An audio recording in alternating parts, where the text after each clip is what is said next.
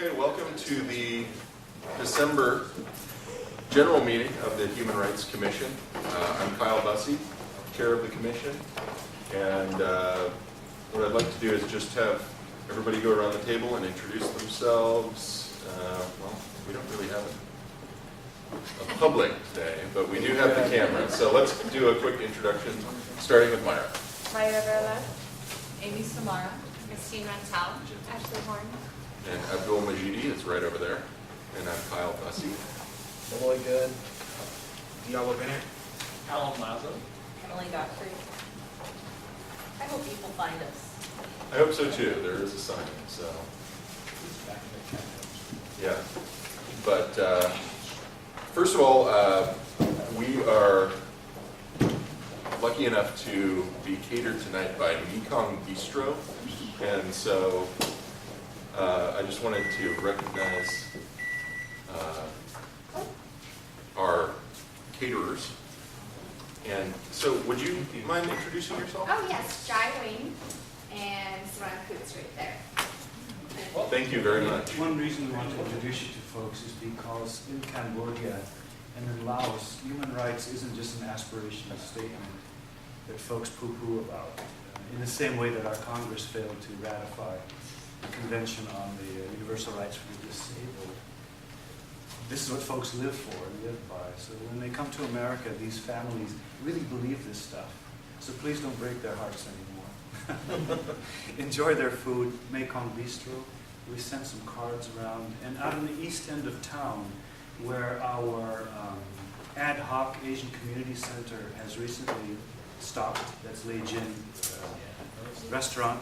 These folks are trying to fill the gap, and by doing their civic duty and being good business people at the same time. Well, thank you so much for being here. Thank you. Thank you.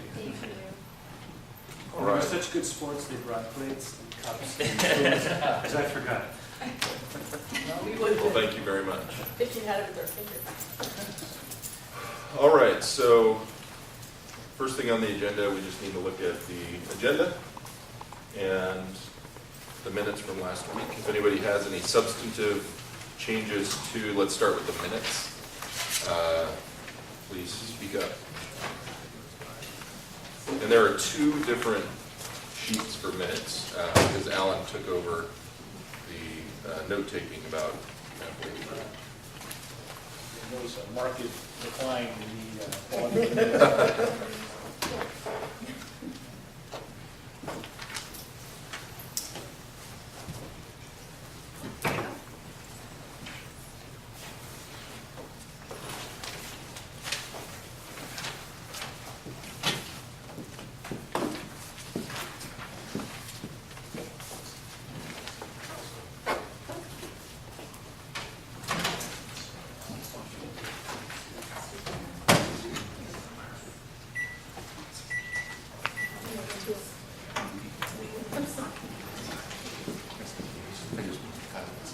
I just wanted to be able to introduce you to Lee Williams. Thanks very much. Good. I move we accept them. Where'd you go? Murder. I move we accept these minutes. I'll second that motion. Okay. Do we have any discussion about that from anyone? Or changes? Okay, all in favor of accepting the minutes as written, aye, and a show of hands? Aye. All opposed? Any abstentions? Danita abstains. Actually, I abstain also, sorry. And Ashley abstains. All right. And everybody's had a chance to take a look at the agenda for today. Does anybody see anything in there that needs to be changed? Yep. Do we have any place for, maybe I'll just say it right now, I was going to say it later, that perhaps maybe this would be on communication marketing work plan regarding the HRC writing a letter to the editor on the thing that the Congress failed to pass, take the Senate meeting. Yeah, why don't we put that in either policy, well, I know that Ashley mentioned you may not take all 20 minutes. No, I will just be going to the Okay, so maybe we'll slide that in when we talk about the, under the policy committee work plan. Cal, also on the budget, I'm going to pass out, there was a little mix-up in communication on my part, and so I didn't prepare the items about the budget ahead of time, but we are going to talk a little bit about it tonight, so I'm going to at least pass it out now, if while you're listening to other equally important items on the agenda, then you can glance at that also for the discussion later. I still have within CPRC a conversation of police accountability communication. As far as the CPRC role as it relates to the HRC. And that's, yeah, I think that we'll talk about that then. We can bring that up when we get there.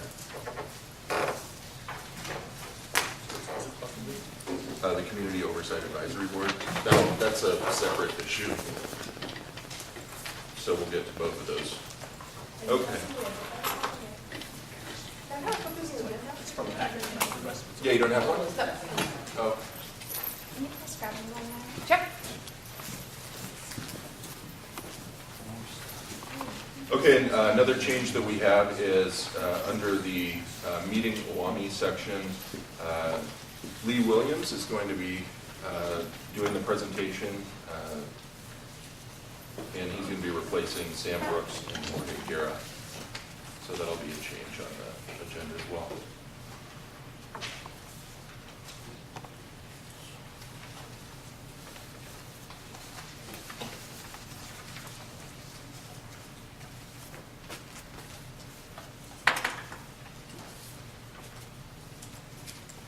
Okay, any other changes to the agenda? Everybody had a chance to look at it? Okay, I would entertain a motion to accept. So moved. Second. All in favor with raise of the hand and an aye? Aye. All opposed? Abstentions? Okay. The agenda is accepted. We just had a few visitors walk in the door, and I wanted to open it up. If anybody has any public comment, there is a sign-in sheet, but we don't have enough public to really necessitate the sign-in sheet at this point. So if anybody who just walked in would like to say anything, now would be a good time. Okay. Would you, the audience members, care to introduce themselves? We'll start with Mr. Williams here. Hi, my name is Lee Williams. I'm the office manager for OAME. Okay. My name is Christy Jameson, the Director of Empowerment Initiatives, which is an independent mental health peer-run agency here in Portland, and I recently interviewed for Kennedy Spock on the CPRC, and so I would join today and see what your process is like. Welcome. Thank you. Mike. I'm Mike Tabor, filming for independent media, and my stuff's on joeanybody.com. And we've already met our guests in the second row. My name is Angela Southwick. I work at a neighborhood coalition office in Northwest Portland, and I'm just really interested in equity and the work that you guys are doing, so I came to hear what you're talking about today. Thanks for coming. Okay. So, Mr. Williams, if you'd like to join us at the table, and we can begin our discussion with you about OAME.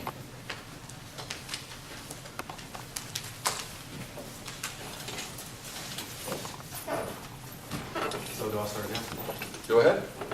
Well, good afternoon, everyone. I'm Lee Williams again with OAME. I'm here representing for Jorge Guerra and Sam Brooks. I'll start with some background about OAME. OAME was formed in 1987 by Sam Brooks and 8 other participating members.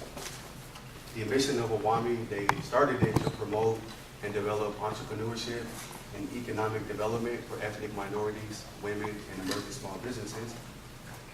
The areas that we service is all of Oregon, and we service Southwest Washington.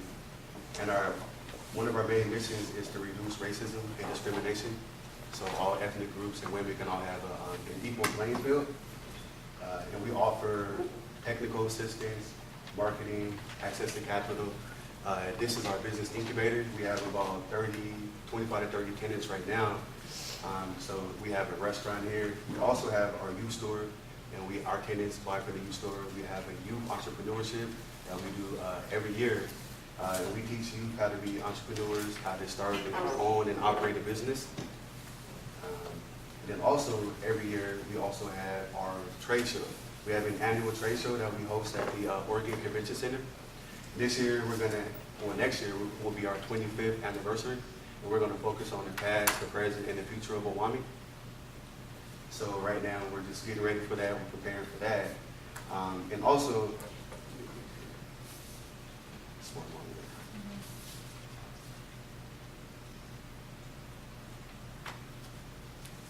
so just some highlights about OAME. We have a great networking events. We have about 3 networking events a month. We have our we have the coffee initiatives, where we have about between 75 and 100 people attend, so our members can come network. At each event, we always have a guest speaker come. On December 13th, Charlie Helms, the new mayor of Portland, will be here giving a presentation. Then we also have our contractors meeting, where we have our contractors, architects, engineers. They talk about bidding opportunities, and we have people like the City of Portland, Portland Public Schools, ODOT, people like that. They come and they give presentations to our members and things. Also, we have our Access to Capital orientation, where we can let our members know that we have money through the SBA, the Small Business Administration. So we're able to loan out money. We also have partnerships and reciprocal relationships, like Portland Business Alliance, Portland like African American Chamber, things like that. So our members can go to their events at the same price that we would pay, and things like that.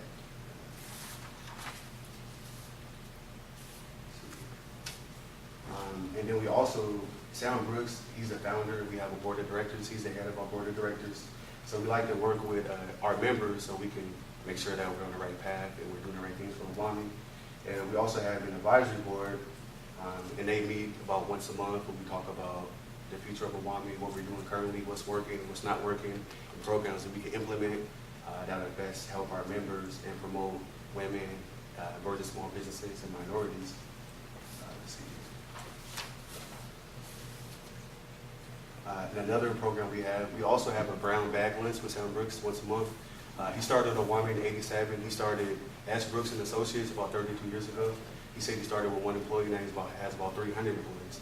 So he takes an opportunity. We come in here, people meet, they can talk to him about how he became successful, his plans for OAME, why he started OAME, where he got the idea from, and things like that. And number 1 is our networking opportunities. We like to have a diverse crowd. So that's the reason why OAME is the Oregon Association of Minority Entrepreneurs, and our members, they love our environment because like this room here is very diverse at our events, so people don't feel uncomfortable and things like that. And that's basically OAME. We're here to help promote minorities and women, and we have great networking events, our youth conference, and we have our annual trade show once a year. So, Thank you very much for hosting us today. Can you tell us who's in the trade show? as in, Yeah, like what kind of businesses or companies are there?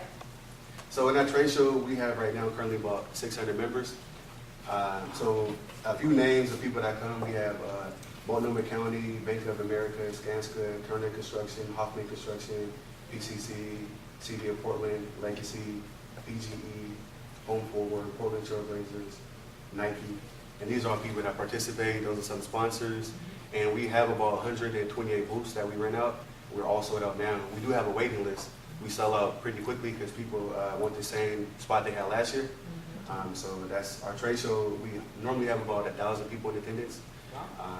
And so it's just a good way to network, set up a booth, hand out business cards, and get to know our members. And we also have a luncheon. And Sam Brooks gives a presentation. We have a panel. We have people come in and speak about how successful the business was this year, how we help them and things like that. So we have a panel, we have a trade show, we eat, and we have music playing and things like that. So it's a fun event. It's open to the public, so anybody can come in. Is that at the same time every year, or? Not at the same time. This year would be on May 9th, 2013. This year we had it on May 10th, so just a day after. And it's pretty much an all-day event. Trying to find out what time it starts. From 10 to 3 p.m. and the luncheon is from like 11:30 to 1:30. And so you said that the booths are all sold out. Yeah. Are there opportunities for? There's a waiting list. And for booths, right? Yeah. Are there opportunities for other sorts of tabling or anything like that, or is it just booths? It's just booths, Okay. and that's what we're trying to cater to. Okay. Are you asking about to attend the event? Just for the attending. luncheon? Well, just attending as, you know, having HRC representation there in some capacity. If we weren't able to get a booth, is there another way that we could participate in that kind of thing? Well, I can give you some more information. I can check with Modena, she's our director of our business events and things like that. That's a good question. But you can attend the event, you can come there, network, hand out business cards, talk to people. But I'm not sure when it comes to just setting up a table or something and promoting that way. So we have to look into that. Is one involved in any social justice type initiatives, or mostly just business? Do you just provide business resources to your members, or do you have a social justice component to what you do? No, it's mostly just business, and then we promote and help the community, and we help the youth. And we try to stay mostly towards business because that's what this organization started. It was based off of small businesses and promoting women and emerging small businesses and minorities. I can I add a little bit? Yeah. OAME works really closely with the state of Oregon with the Minority Women and Emerging Small Business certification. So it's just kind of an opportunity to advance women, minorities, small businesses, and make sure there's equal and equity when it comes to contracts and projects. So there's, it's not just the big old companies getting it out. So there is some equity component when it comes to making sure that everybody has the same opportunities. And if there's some disadvantage, that they receive the proper training and support to make sure that they grow and they grow correctly. So there's that. I know a few years ago you guys had some type of competition for like coming up with entrepreneurial ideas. Do you guys? It was for youth, but it was educational. It was an educational aspect. Do you guys do other educational things for the community? Well, what you're referring to, that was part of our youth conference that we have every year. So pretty much during the youth conference, that's when we do ideas. That's when they come up with their own business plans. They present them in front of the panel, and the panel judges them and things like that. And we hand out information, but it's only regarding entrepreneurship for the youth. There was guest speakers too. Yeah, there was guest speakers. Yeah, so we have a panel at the youth conference, and guest speakers present, the kids present what they discovered and things they created, and then they get judged. So we decided, and it's fun also. Like they win money. Sound Brooks comes in with money. The number one prize gets like $100. Second prize gets $50. So it's really good incentive to come. I'm just curious, what brings you to work at OAME? That was interesting. I met Sam at a Christmas party about a year ago, and I was looking for a job, and then he liked that. Yeah, I guess he liked me. So he told me to come work for him, and I didn't really know what OAME was about, but I love diversity, I love people. So when I got here, I was like, hey, this fits. So I've been here for a year now, since December last year. So I love it, and I have an opportunity to speak and meet new people, and I work with youth also, so it works out perfect. We have a question. Yeah, I thought I heard you say something about small businesses and money. So there's Yeah.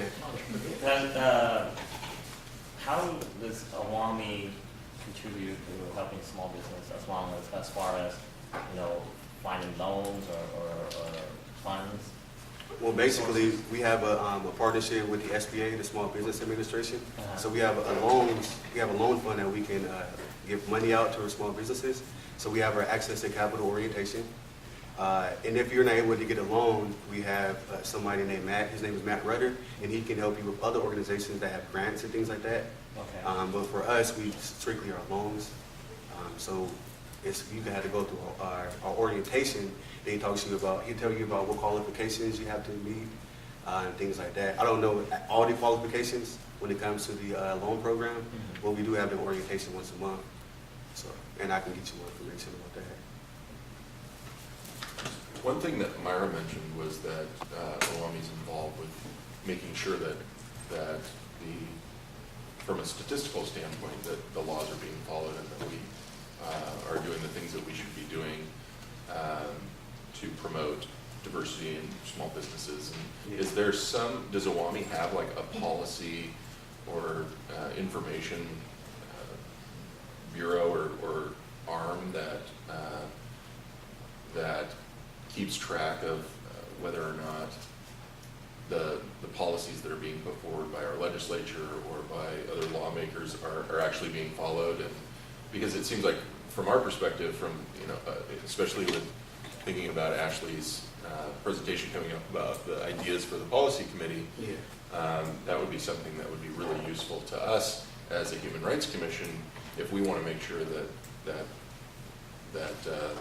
diversity is being promoted in the community. Yeah, so Cheryl Meyer out of the governor's office, she always comes in with statistics, and Riley Lewis with the state of Oregon, he works with the certification and things like that, and he always comes in with statistics and things, but we don't go out and track statistics and find out who's participating and promoting minorities and things like that.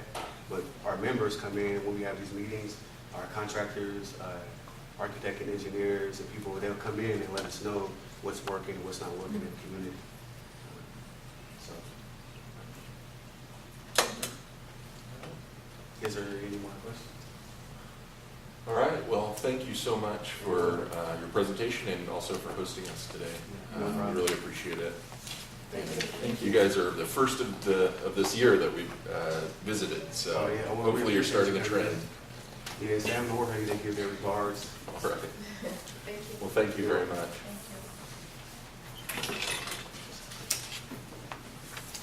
Okay, so we're ahead of schedule. Yeah. Oh wait, I didn't hear that. I said yeah before I heard you finish that sentence. I know.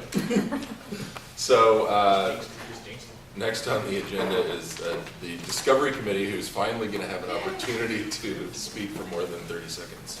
Hey. Okay, so I'm gonna. So I do have a long list, so just bear with me for a little bit. So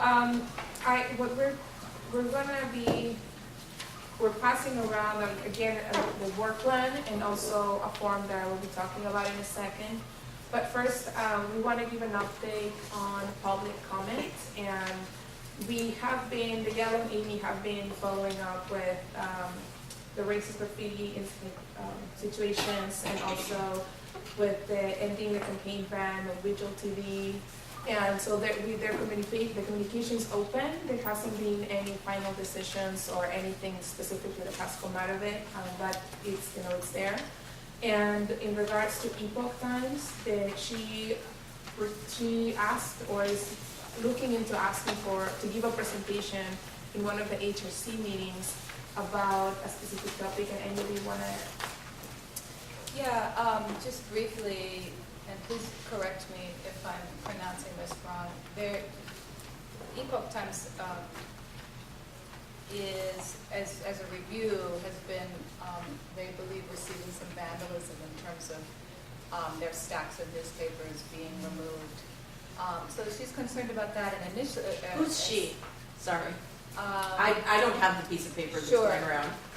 I have to look up her name, Miss Yang, I believe. You're referring to the woman who testified Yeah. at our hearing like 2 months ago? She did come about 2 months ago. Yeah. Okay, I'm sorry. That's okay. So she's basically wanted us to be aware of that. I was hoping we would have some ideas. I misunderstood and initially thought that she'd gone to the police, but she hasn't, because they don't have any real witness to do that for. So they're interested in awareness about the work that they're doing. And she sent me an email that gives more information about that and gives an outline of what the presentation would be. So I think probably the best thing would be for me to forward that to executive committee, so you guys can look that over and see if that's going to be something we do want to do. Okay. And so she wants to do a presentation to the HRC. Did she say to what end she wants to achieve? I think it's kind of still up in the air. We just wanted to bring the issue forward that it might happen. You know, that issue is going to be discussed with the exec committee, and then that, you know, then it can be decided where does it fit or if it does, and what happens next. It seems to me that stuff like that should just be public comment. Or is this because we've already heard public comment? Well, we have different presentations from different organizations, like we just did from OAME, so I think that's the request, that that we would assess. So it would be a educational presentation regarding the whole paper that they did, Yeah. the whole publication. That it's a paper that highlights human rights issues, Yeah. particularly in that country. Yeah, I know what they are, I just was wondering what the purpose of the presentation. Whether the purpose was their issue or the purpose was explaining it. More about the larger purpose. Another thing about public comment is we worked on a form that is the second page we passed. And I think that that is going to make the process smoother because right at the spot we can get in more information about how to connect, what's the issue, so a little bit more of a background. So when by the time that the gallo or anybody else gets in touch with them, we have some registry, and then we can use that as a follow-up and then add information to it. But we can also start some sort of history or log, like, okay, in this month this is what happened, and then we can go back and track it instead of nobody not knowing really exactly if the phone number is right or if the email's wrong. So we just have it there, and it becomes a little bit more formal. So that's the format we'll use. If you have any comments or feedback, just send it to either one of us after the meeting, and we'll make sure to add it. Can I add one quick thing? In addition to the feedback form, there's a 4-step process, which you guys might look at too. We wanted to keep it pretty simple, but we wanted to have a process in place so everybody knows how people are going to how we're going to follow up with folks. So that's on public comment. In regards to outreach, we have a meeting in progress tomorrow we're going to be a meeting with the Office of Clerical Involvement and Judith Murray, and Amy and Miguel are going to be meeting with her to kind of start talking about forums and ways to partner and how to do it, how does it all fit, or what's the potential for that. We also met on Monday with the Muslim Educational Trust, and it came because of the TriMed ads. However, it really was kind of a really good way for us to meet with them and hear from them and them to meet us and talk a little bit about the outreach efforts and relationships we as a committee want to establish in order for us to create this kind of momentum with hearing about issues and situations that happen. He brought up 3 potential opportunities or things for the HRC to talk about or to kind of start thinking, but we'll discuss in more detail as a committee. I just want to mention that quickly, that the idea of creating a forum in regards to the TriMed ads and the difference between I think he really nailed it on the head, which is how can we have a forum of public discussion that identifies the difference between free speech and promoting bigotry? So it would be larger than the TriMed. It would include that, but in my thinking, especially with the recent racist graffiti incidents, I think it would be very timely for us to weave that together. So that's something that we'll be discussing in more detail. He also brought up the idea that potentially at the luncheon we're gonna. There was something similar to that. That Kathleen Sadat was involved in. I think it was on that email with her, but it was that very topic around free speech versus. Yeah. I assume you mean Wajdi, Yeah. because you guys didn't say who you were meeting with. We're Sorry. getting better about that. Just keep getting better and better. Okay. So, any. Did you also have something about, oh, go ahead. Yeah. You're probably gonna get to it. If I don't, then please add. The other issue is that about the option for the HRC at the luncheon on December 10th to give the awards, but at the same time, or in that luncheon also recognize people that have been instrumental in human rights, just we recognize the efforts of Mayor Potter, of Hector Lopez, of different people, and then besides that, obviously have the awards.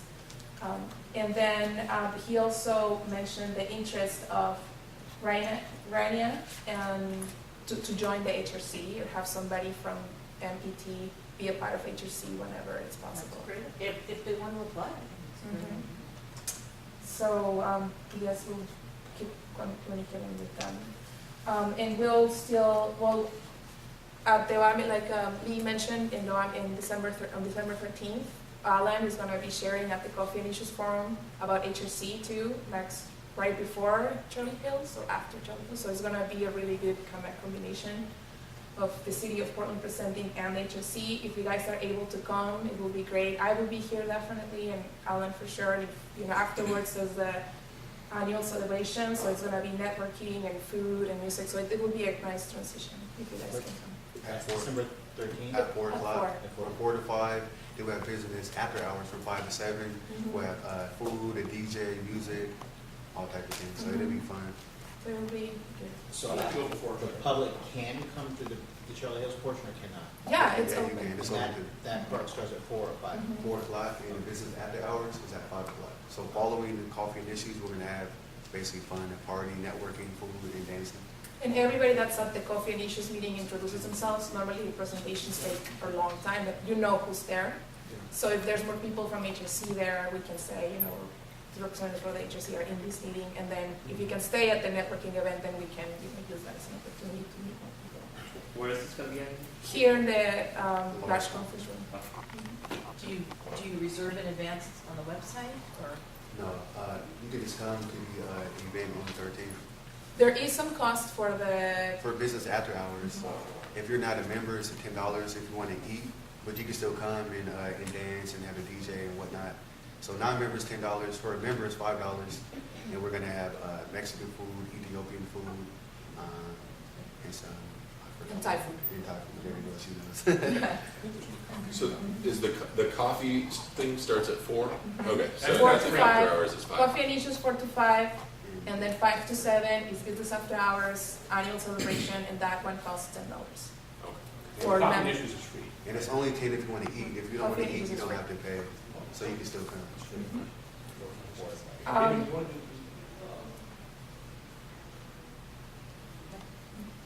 And then we're still going to keep talking about as a committee for what other organizations we can keep following and connecting with and starting to have face-to-face meetings and things like that.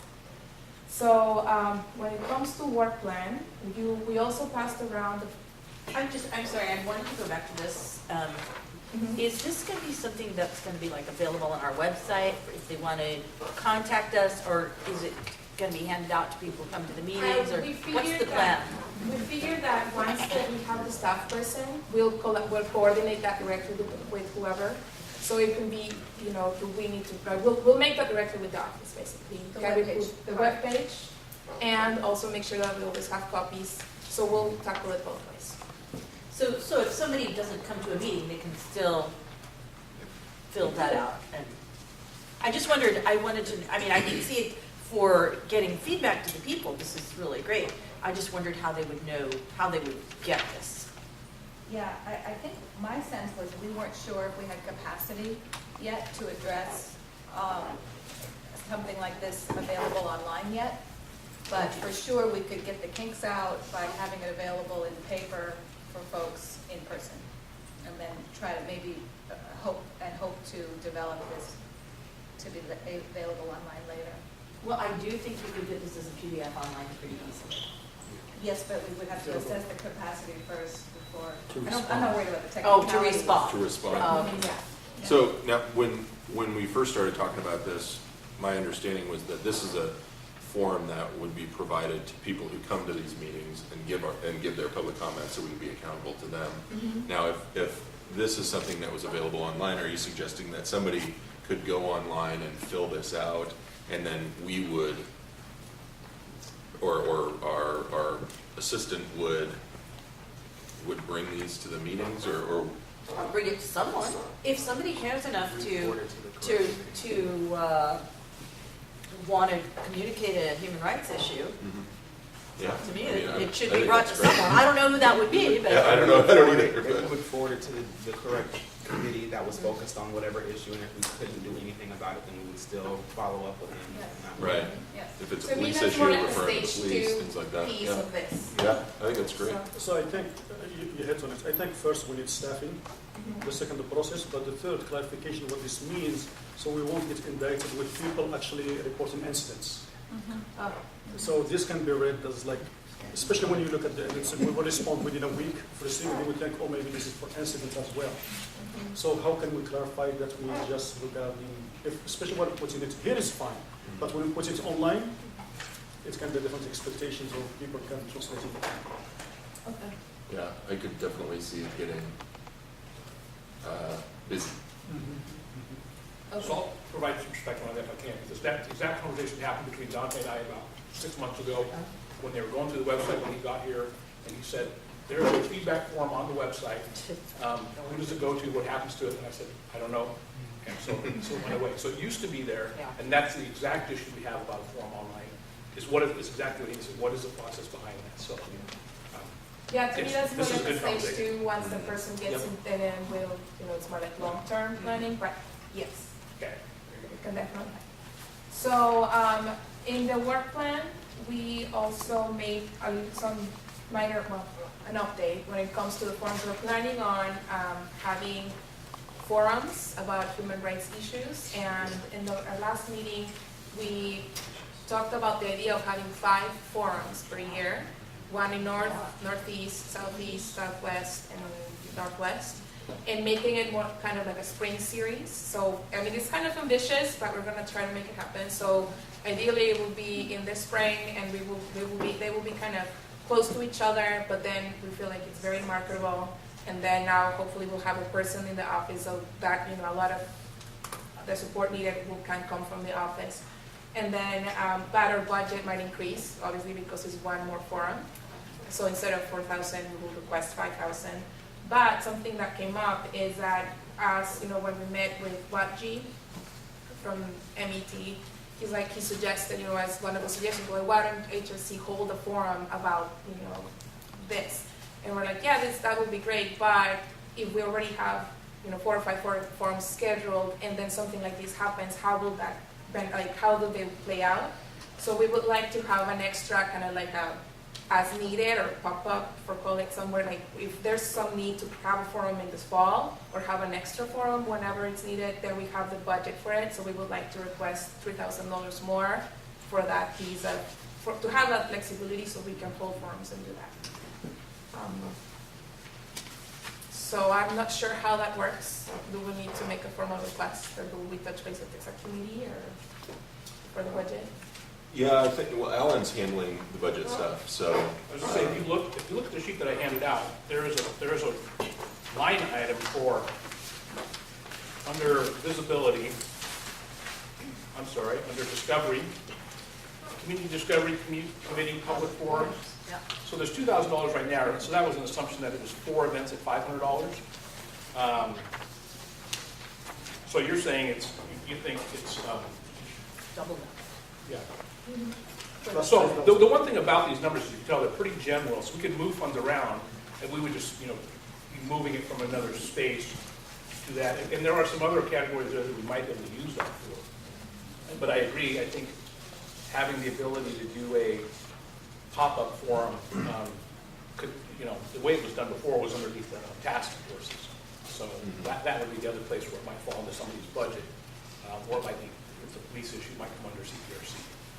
So we might need to revise that $2,000 number a little bit. It sounds like that we move to 3,000. And there's some room to move. Well, I don't know why I thought that we had $1,000 per forum. We have $500 per forum. I put an estimate for that. But so it sounds like that number would be more like 3,000. So basically what we're asking is 5,000 for forums plus 3,000 for pop-ups. So a total of 8,000. Oh, that's a big deal. Wow. Yeah. Discovery. Within its education activities can be part of pop-up forum, getting money. Yeah, that's a good one. I mean, of course, that can be revised if by, July, none of it, we still have $3,000 and somebody needs it. I think it's a good conversation because really what it is for the group overall is a conversation about what our priorities are. I think, do we want to shift another, say it again, so we have to shift $6,000 from another priority up to that discovery aspect of what we do. So just like Abdullah's saying, one of the areas you could do it is say, let's do fewer specific education activities and put it towards those community forums, or The other big number, the other big numbers are in the visibility pieces that Christine had talked about last time, related to public relations, to event sponsorships. So those are the other two big places. So we'd be trading that sort of advertising and marketing piece for those discoveries. I know we're going to talk about the budget later, but since it's relevant to this discussion, what is the distinction between what you've identified under discovery and what's under visibility, the HRC event sponsorships? Yeah, so discovery are the events they're talking about. Those are events we organize. It's a community forum where we're gathering information. Yeah, right. Event sponsorships are where we could go and provide $1,000 sponsorship to the OAME trade show. Okay. We're not organizing anything. All we're doing is buying a sponsorship that gets our name in front of, just like any marketing aspect, gets our name in front of the audience that we want to be in front of. It's not an activity we're actually doing, so it doesn't have any impact on our resources other than money. So if we're having a conversation about like which we prioritize, I think that I agree that we should be marketing, but I feel like we should be spending money wisely on discovery, because that's basically what as a commission what we're supposed to be doing is getting knowledge, relaying knowledge, and we can't really, like, if we were to be marketing, what are we doing to market? Like, what is it that, why do we have a voice if we're not doing what our job is? And so that's why I feel like we should Should be. we have this conversation at the budget? So, Alan, are you going to be talking about this, discussing this later on? Yeah, we're going to talk about it at the very end in only 10 minutes. So this is a good conversation about priorities. And we're still on time, so. And I So still here is something We're that back, not me. I'm confused about something here. Yeah.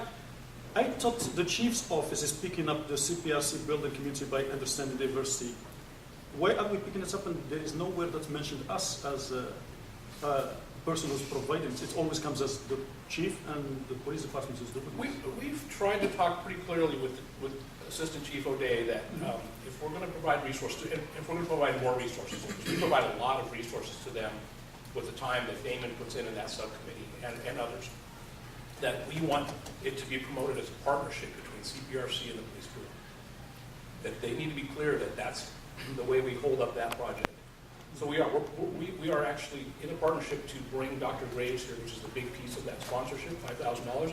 They're paying for his, so $5,000 is going to the professional services contract. They're paying for his lodging and travel while he's staying here. So we are actually partnered to bring him here. But yeah, we've tried to be clear with the chief that that this is a partnership between us and them, both money-wise and effort-wise. So If we want to talk more about that, we're gonna have a time for CPRC down here, and so I want to make sure that the discovery committee update is going to be complete in the next 5 minutes. Yeah, that's why I asked him beginning before I start talking. So yeah, that number But really can't move as much. Here is my proposal on the table. Yep.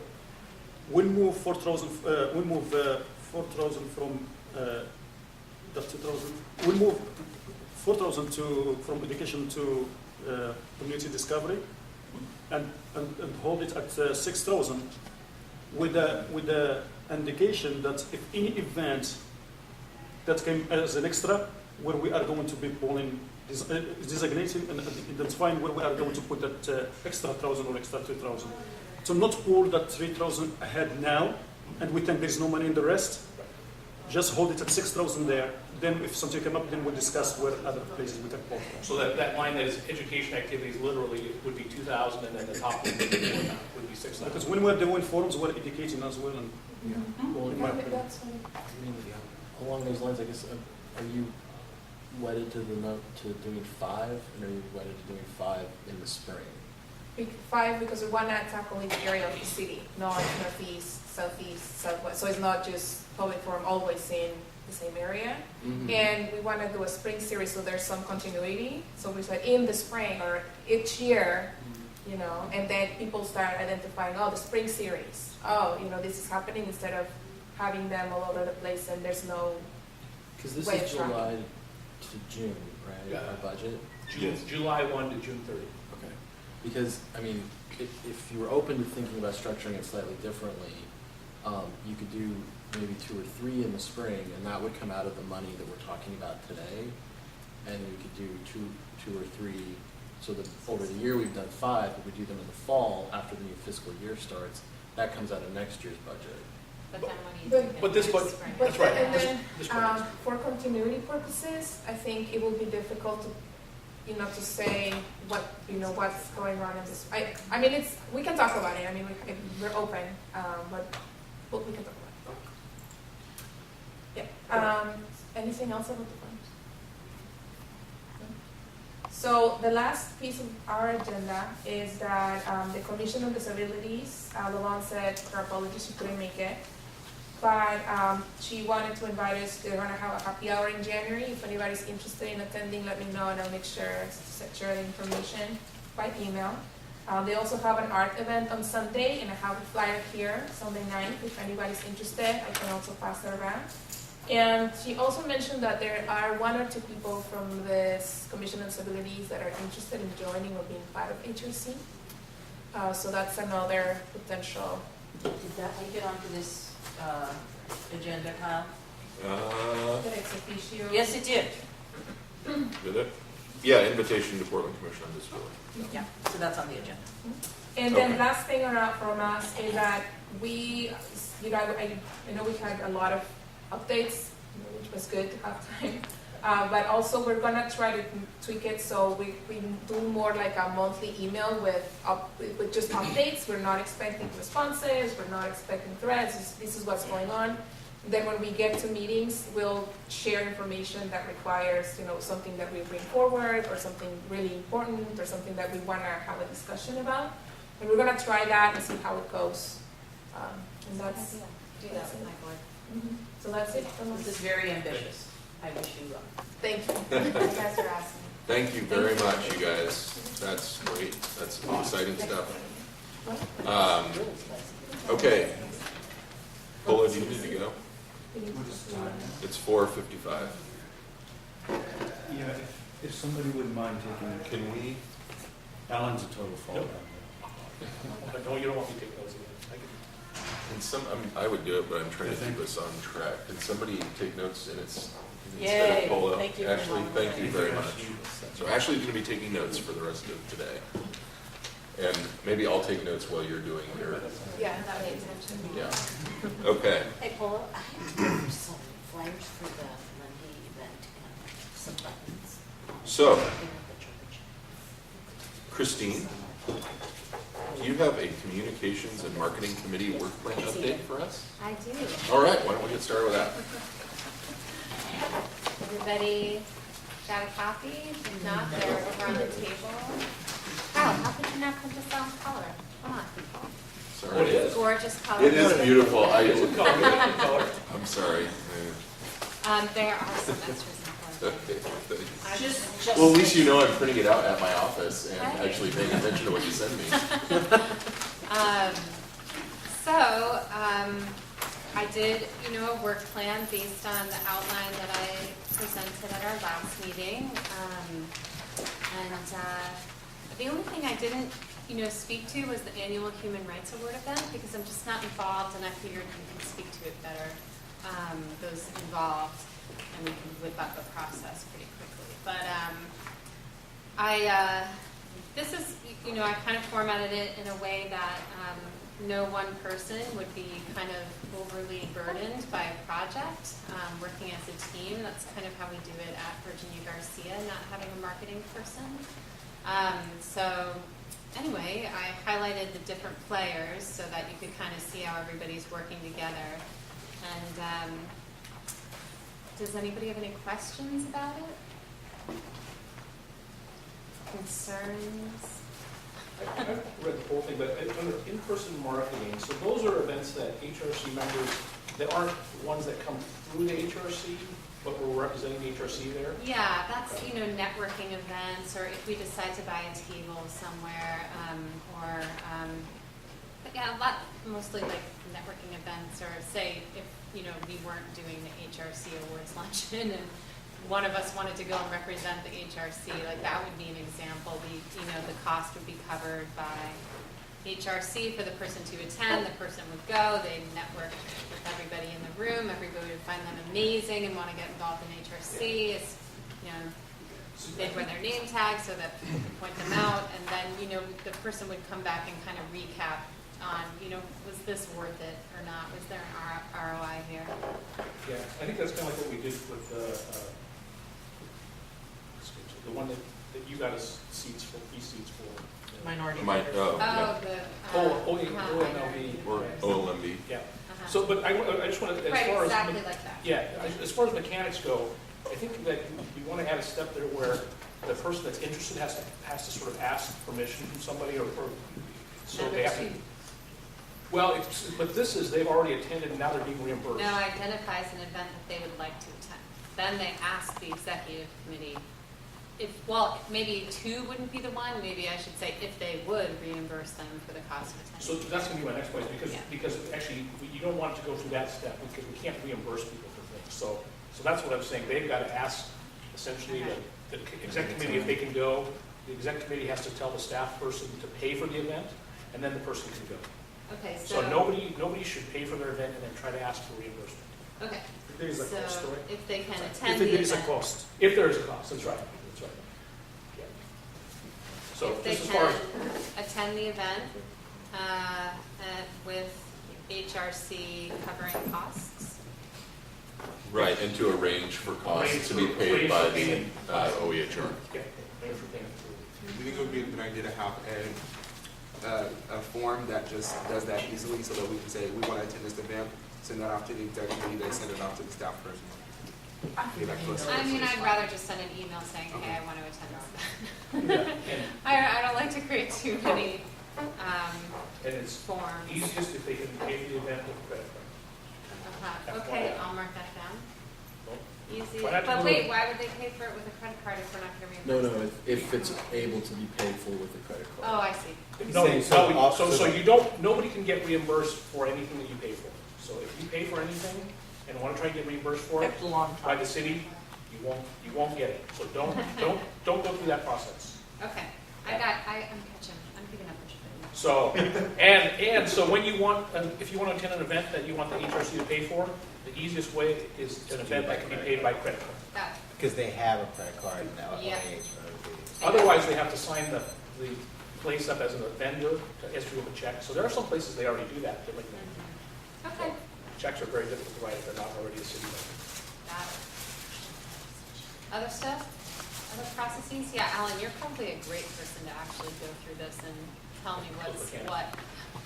But I think the overall concepts are right on. I think we definitely can do those. Emily? I read this whole thing before, and now I'm reading it again.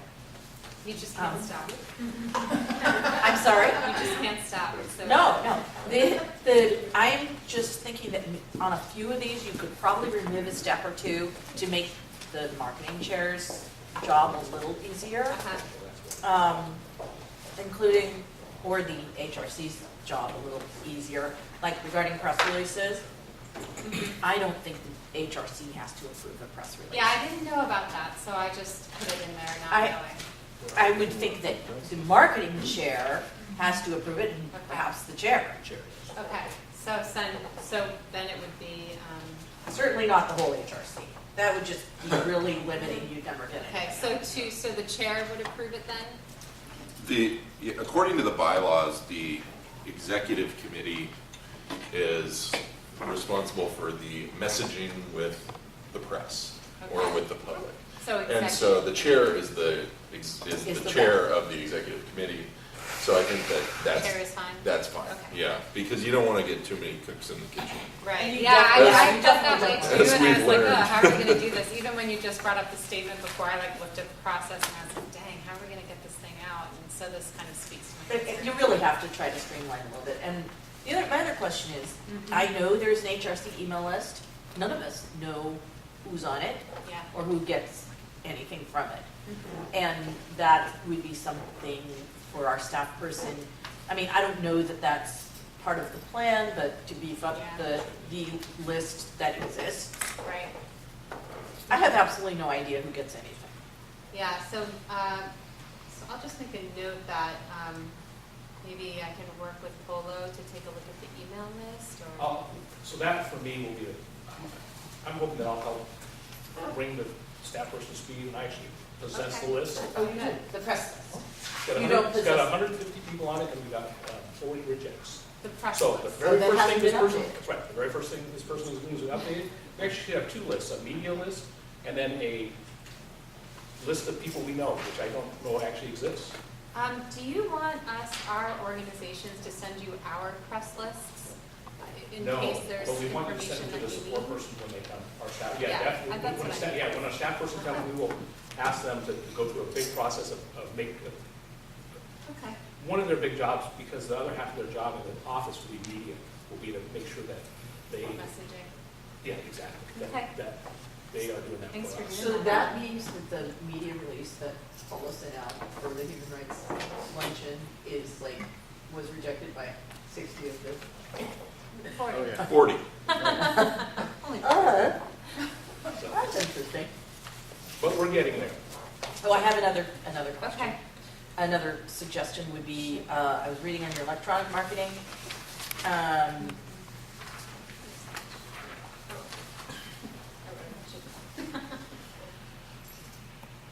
I don't think we have a lot of input in the website design, but that's just I my was take wondering on about it. that because Stephen actually, after our last meeting, like totally jumped on it and said, I think we should do this to the website and that to the website, and I wasn't sure You how have to to be manage that. certified by the city Uh-huh. to be able to do anything to the website, and none of us are good enough to do that. So that They goes need to access. number 4. I think the first 3 kind of just speak to like little updates that we want to put on there, but number 4 really talks about website design. So should I just make a note that we really don't have autonomy over website design? Are we talking design or are we talking content? Design. I think content we can ask to be updated on our site. I mean, adding to Yeah. it is fine. Yeah. I think we should find it. Yes, I don't think There we is- should give up. No, No. there is design of the look, the the current colors, situation. the And logos. that's design. That's design, that's city control. But it is like if you want to add buttons or to add That's still contents or design. no, it would be us. If you add a button on the menu bar, that's design. That takes coding. You can't just do that. No, I mean, content the update. control, there are two in policy. There is it is a part of design, of language of designers. Yeah. But for the city, when they are approving it, they don't care about adding a button Okay. or information. It's just the look Right. and staying within the colors of the city, Brand. staying with the brand, Mhm. things like that. That's, I think, what's the issue with it. So Uh-huh. let's not give up on that part. Uh-huh. We can push for it. And it happened before, we had them before added things and subtracted things in the past. So I don't see a problem with that. Well, I guess, you know, if then the process would hold then if we want to keep pushing for content as well as design change.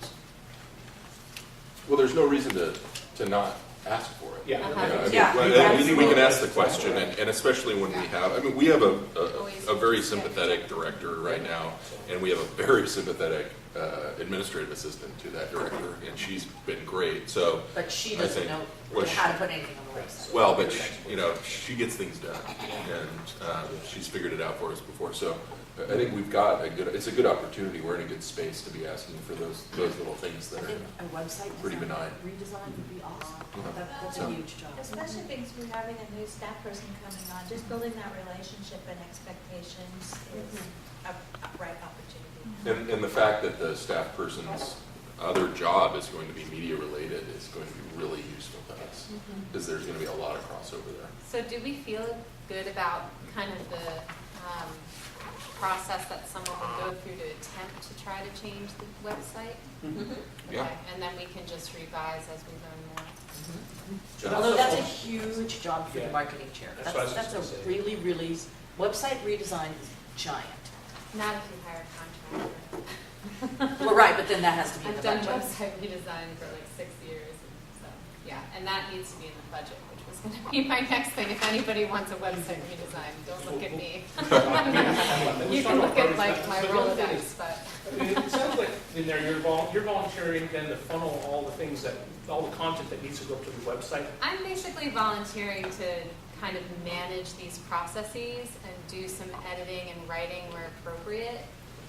That's what I'm volunteering to do. Because I know like in the last week, there have probably been 3 or 4 things that we'd like to have gotten to the website. And I don't think they have to go through you. Right, that was the other thing is, I mean, they can also just go straight through Polo. The only thing is, Yeah. do they go, I mean, to the executive committee first, just to make sure that, okay, this is kosher to put up Well, there? most of them have already been, like, for instance, it would be the agenda for the meeting, the announcement about the HRC awards, the CPRC agenda, all those things need to get up to the website. And I don't think they have to go to you to go to the staff person. Although, really, if she's the marketing person, she should have seen the announcement for the HRC award, but that just makes one more level of work for you. Yeah. So that's the only thing that Yeah. worries me. I mean, I'm happy to take a look at things, and I'm a pretty quick proofreader and editor. That's just something I've done for a while. So. Well, and this is something that is also evolving.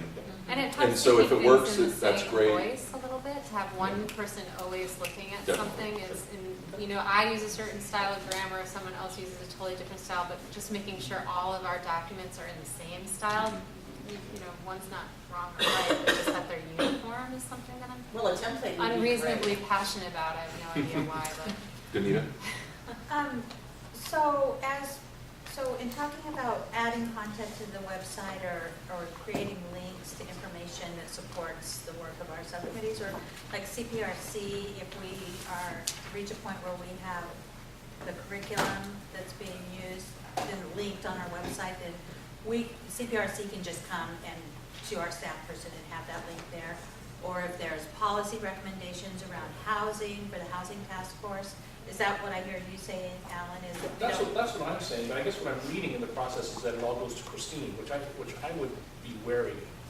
Because there's a large number of other things outside of just marketing content that eventually would be nice to have on the website, like documents. And so that's all I'm saying. Yeah, I think I'm the staff happy to person- take myself out of the loop. Yeah, I think for that, and we should evolve it. To me, I think the staff person can handle So I'll change posting those this to basically. staff person right here. But I think marketing content related stuff should go through Christine. And yeah, that would just be me. Well, and any recommendations of the HRC have to go through the HRC. So we can't just, like as chair of the Human Trafficking Task Force, I can't just make a statement on behalf of the HRC on our website. Right. No, It has but to what go you through a could do, process, Kyle, is make and draw our attention to something on Facebook. And I don't see Sure. anything wrong with that. I think that would be good. I think the more open our Facebook page is, Well, to the more people, the better. Or if you were posting meeting notes, for example, which you're not likely to, but say that was something I would think that would be something the chairs of each of the committees would submit to the staff person, not go through Christine. sure, I think that's right. Okay, so we can feel good about just sending things directly to staff person. For things like that, yeah. I mean, if it's not a policy position or an endorsement or something like that, that actually Hasn't already that hasn't been approved. Yeah, like that would be a statement of the commission. So And I'll but just make things a like- note that says any statement representing the commission must go through the executive committee first. Well, yeah, I think it definitely needs to go through the executive committee, but and ideally it'll go through the entire HRC. But yeah, okay, so we're right about to the end of the allotted time for communications. Christine, is there anything else? What's fast? Oh. I don't have anything else. I just am taking comments or changes from people. Okay, well, and It's like Emily has a question. Emily? I have another suggestion regarding Facebook and Twitter. I think it'd be awesome if you, I don't know who tweets, but maybe you do, if you did that linking between Facebook and Twitter posts. Yeah. Recently, I think I'm the only one who's been posting on Facebook, but I think more HRC members should be, have the password and post if they want to. You just have to, do you want it to run through you, or?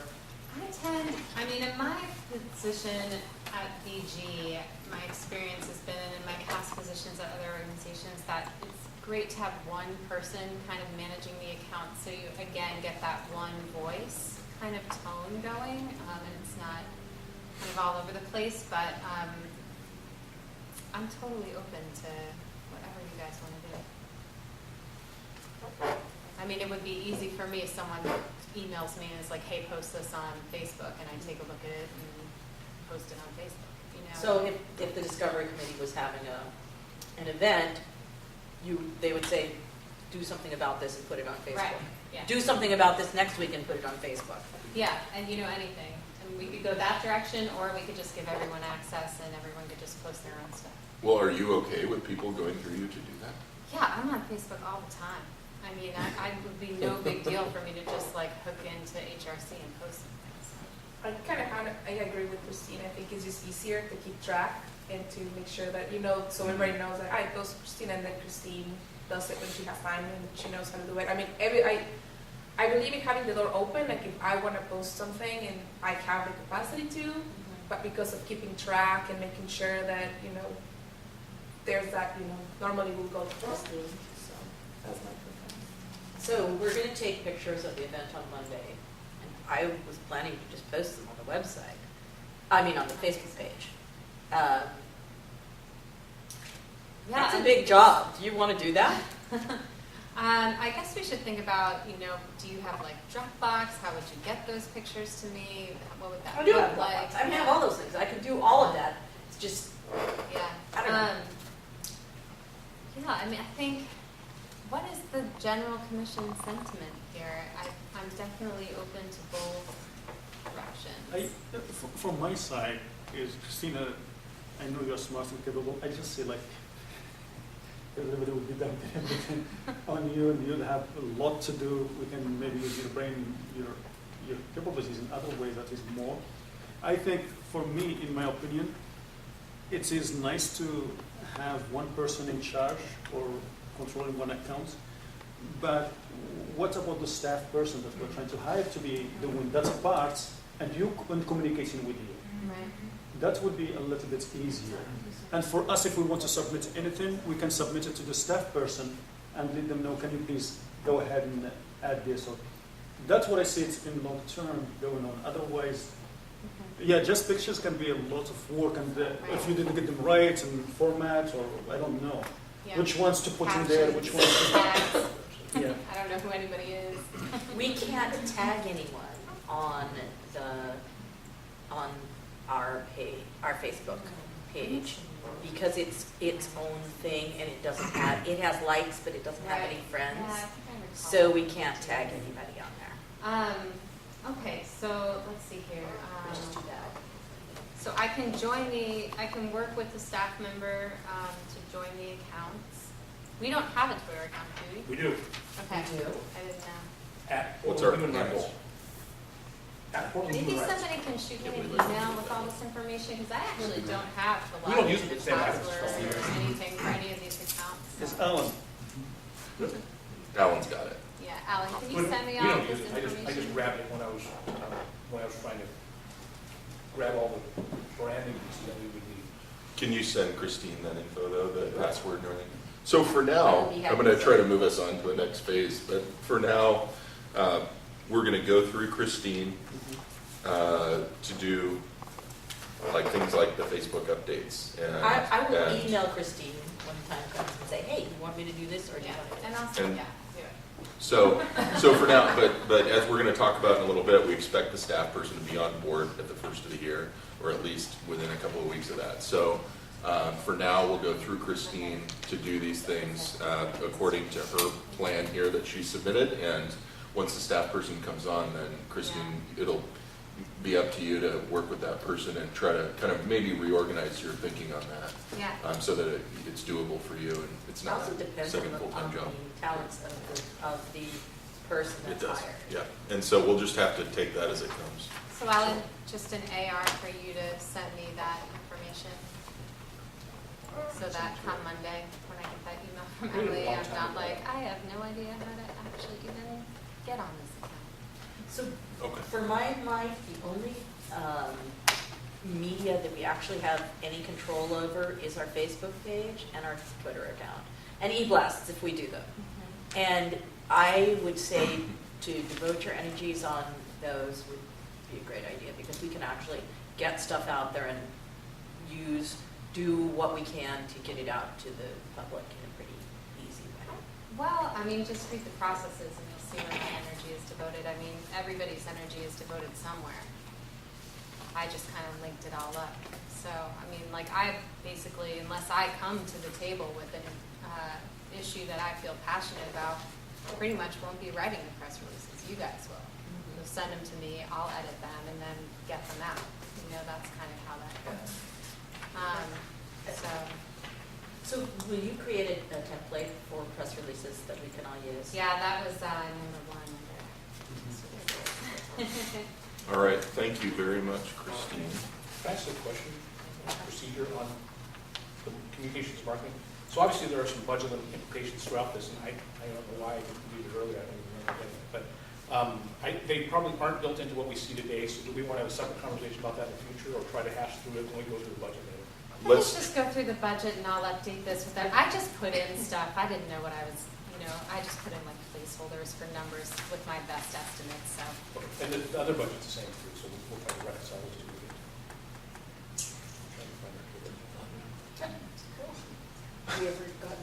Okay, so Ashley, I will be your note taker. But do you want to fill us in on your aspirations for the policy committee, please? Sure. Did everyone get a copy of the document I brought today? I'm just gonna, there's some over there on the table, but I'm gonna pass it to my right and left so you can. Is it in color or no? No, sorry, and it's also small font. That's what I'm used to working with. That's why I'm not in communications. It's like 10. Yeah. So I actually attempted to utilize the format that the Discovery Committee had used for continuity, but it's much shorter because we're in more fledgling stages with regards to this plan. So I actually wouldn't call this a work plan. It's more just like a discussion starter. I wanted to talk about purpose, strategy, and participation within the Public Policy Committee here today. So purpose, I don't want this to be sort of like an insular thing or where I'm just determining what the future of this committee would be or look like. I have spoken with a number of commissioners over the last few months about what would be the best use of this committee's time. And what I've gathered thus far is what I've captured under purpose and strategy, but I'm very flexible and I want that to be known that we can amend this as needed. But under purpose, the way I see this and what I've captured or gathered from others is that within the Human Rights Commission, we're here to do systems change work, and there are different ways or different interventions to accomplish the goals of the Human Rights Commission. So there's more community discovery or community development capacity building work would be one area to focus on. Another area is public policy reform, and that's why I think this committee is so important. So I'm really seeing this as one of the arms of this larger entity that we're all a part of to affect that change. That's one of the interventions is policy reform. I see a couple of different options or ways that we could go and functions that this committee could serve. I think it would be good that the Public Policy Committee helped to brainstorm and formulate different pathways to streamline and improve our policy statements in terms of we've actually had some rich conversation today about, what goes to who and who has the authority to do what and all of that. And I think it's in a lot of effective policy bodies, there are protocols established so that we can respond to human rights issues in a timely and effective manner, and that the Public Policy Committee could maybe help the larger HRC think about some of those protocols to help, especially with regards to policy statements. And I know there's some good work in that area already, but maybe we could strengthen some of that. I also think, and I'm open to discussion here, but in speaking with some others, there was a lot of good questions about what would the Public Policy Committee do. There's a lot of different directions we could go. We don't have full capacity right now. I'm the only commissioner so far that's signed up for this. I know others had indicated interest previously, so maybe there will be more people coming forward, and I'm hoping with the recruitment efforts we'll also get at least one other person who's interested. But I think I think right now it makes sense for us to be responsive to the findings of the Community Discovery Committee, because that's the committee that's actually hearing directly from the people in Portland what the issues are, and we can work collaboratively. So my intention is that the Public Policy Committee members be present at the CDC meetings and there to help prioritize what the findings are in terms of what they can do in terms of policy reform. So that's sort of what I was thinking about that. Does that make sense to people, responding to community needs? Yeah, and I also think that, and I don't think you're discounting this, there's already ongoing long-term endeavors that have identified already what the community is saying, like with the housing and CPRC's work. Yeah. And other, the CCC reports, there are a lot of things that we could build from within the HRC and outside that have happened in Portland that have, from that have come a lot of good findings that we could work from. But I more see the Public Policy Committee as supportive to the work of the rest of the committee. So as issues arise where the structural intervention that needs to occur is policy reform, that's where the Public Policy Committee can be supportive. And working with the CDC and other task force and committees as defined. Of course, keeping in mind capacity considerations. So if we have one person, me, I can't support everything that we're doing in could be doing in public policy. So, yes. So if we're on a committee that is interested in finding out about the city's policy regarding a specific problem, or even legislation, or legislation about a specific problem, do you envision the Public Policy Committee being available to us to say, okay, what can you tell me about what the city is doing about this issue? And then you'll go and research what that is so that we have a kind of a starting point for what we think needs to be changed.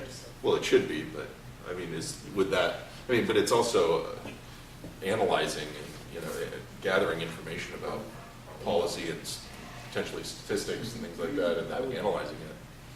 So then the main areas of work that I have considered so far and heard from others would be the sort of policy assessment piece, and then maybe issuing policy briefings, I can't speak, and presentations to different decision-making bodies and community members, and potentially even doing things like legislative concept papers and other pieces of work. But what's key in deciding what I and possibly others do is, I think, a joint prioritization process. If we have these things, and these are what the Public Policy Committee could look into X, Y, or Z, given the amount of people and time we have to do that, what is the priority? Because those kinds of policy assessments take time. So I like doing that stuff, and I'm happy to do it, but I'm just mindful of our need to prioritize. And then if there is a staff person that has a policy mind, then I would be happy to share some of that with them and being careful about how that's delegated. They shouldn't be doing policy assessment for us as a commissioner. Well, I forgot what I was going to ask, but in terms of the staff, or not staffing, but the membership on the committee, maybe you should look at having it where each of the chairs of the task forces or other subcommittees are part of the policy. Because I mean, that's what you're talking about, is these are the people who are going to come to you and be like, hey, we can help with. So that's your committee, is that what you're saying? Yes. And the chairs of each committee are technically supposed to be going to these executive committee meetings. So that would be an opportunity for everybody to be in the same room and talking about that. And you could almost make that your de facto public policy, just tag on whatever time you need to the executive committee meeting, either before or probably after, to discuss. The committee chairs go to that, but the task force chairs don't necessarily. Yeah, and it's been a little unclear. I mean, obviously, If we had all the task force chairs, then everybody would be at the executive. Not quite. But isn't executive committee open to public? Yeah. Well, I mean, technically, yeah. So anybody can attend from Sure. the task force? Anybody can. I'm just saying that when people think that you're supposed to be somewhere, Yeah. generally they're more likely to be there. So what I'm saying is, if everybody can attend, then we don't have to worry about task for chairs. They can attend whenever they wish to. So. Right, so if you need to talk about policy. But I like Melissa's idea, of the task force chair is just automatically being part of policy. That gets you a committee. I like it, but I don't know if there's opposition. And maybe not have to meet. Right. Yeah. I mean, that's really the only question for people, I think, is does that mean another meeting? And so, I mean, are there any chairs in the room who would be opposed to? I'm sorry, they have their hands up there.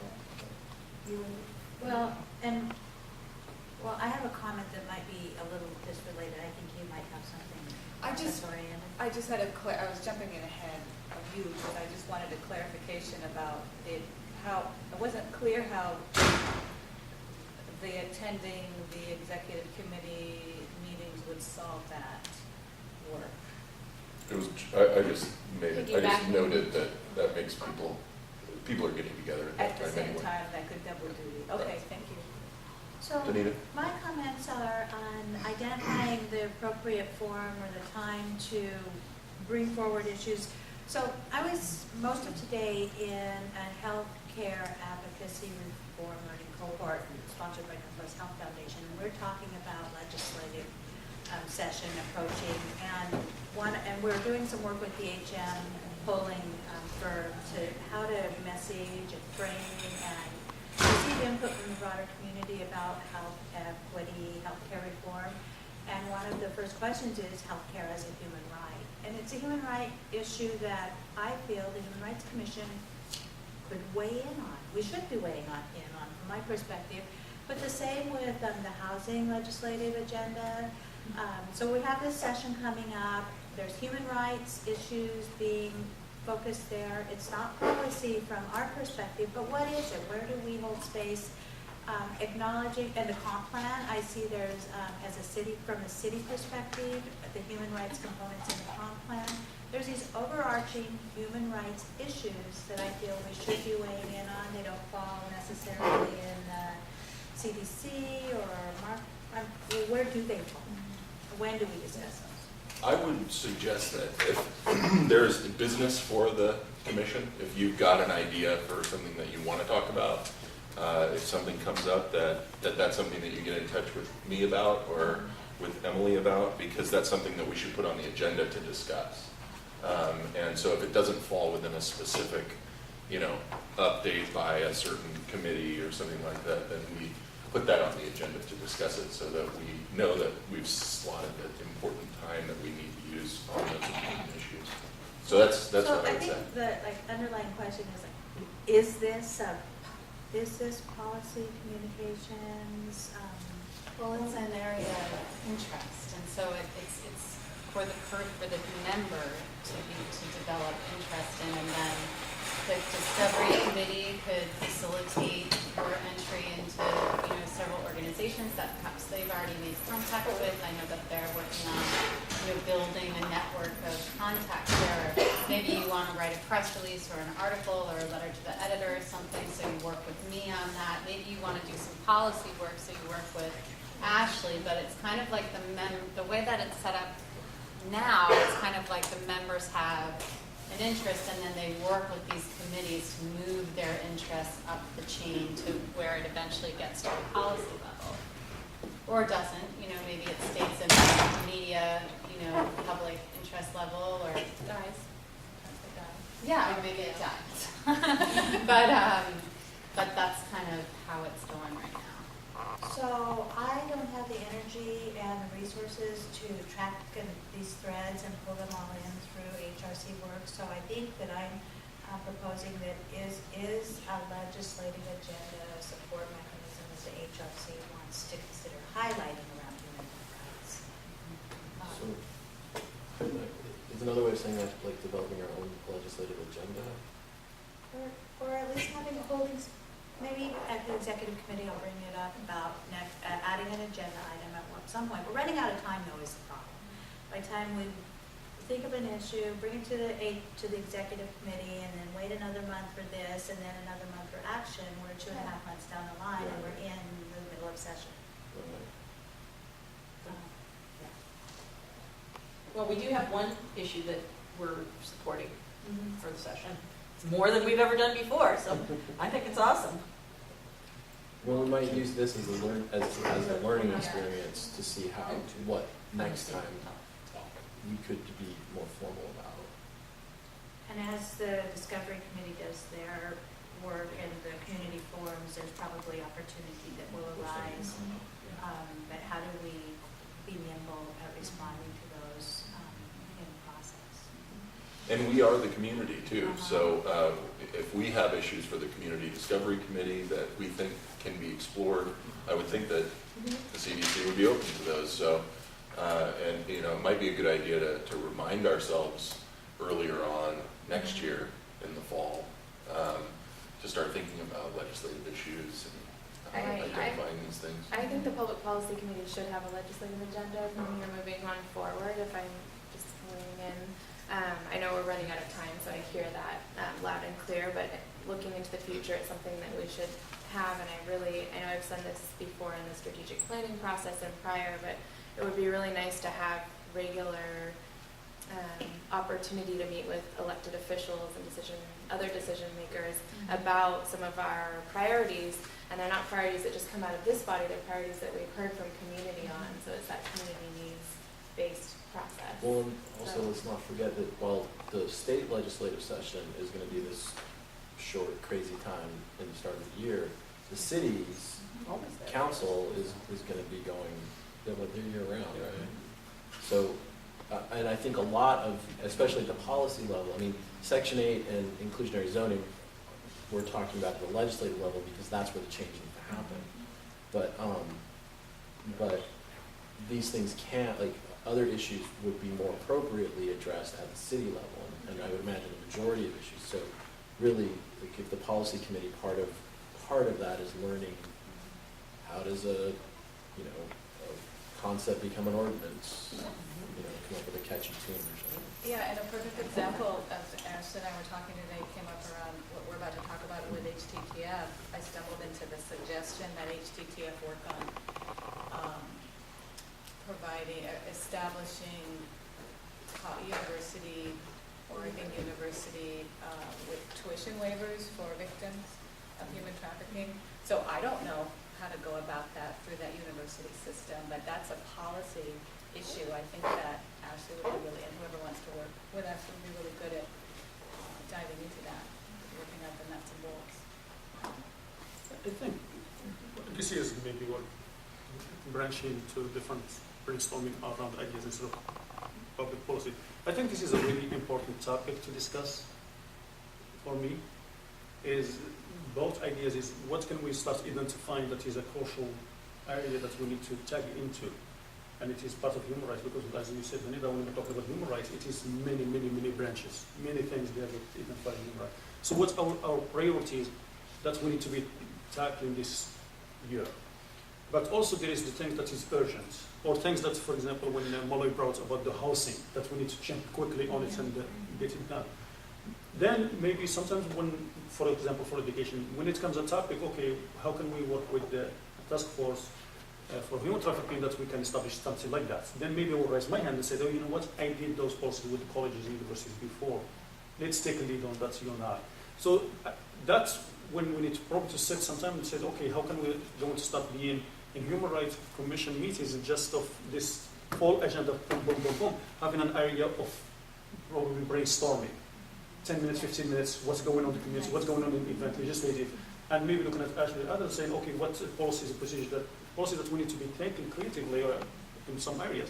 And maybe that will allow us time to allocate and brainstorm like this. Otherwise, believe me, Doneta, it will be maybe 3 years and we've done nothing, or we didn't get there, or four. So just for me sitting here thinking about Ashley's time, and also all these wonderful ideas we have, how can we start knowing, how can we start maybe more, not smarter, educated about, identifying a time within our meetings where we can tackle this. Because it's going to be too much on the executive committee, going to be too much on one of us. But when we start as a group and start discussing what's happening in the community, or what's going on in the climate in our community, maybe we'll come up with some bright ideas, instead of just all the time running after the...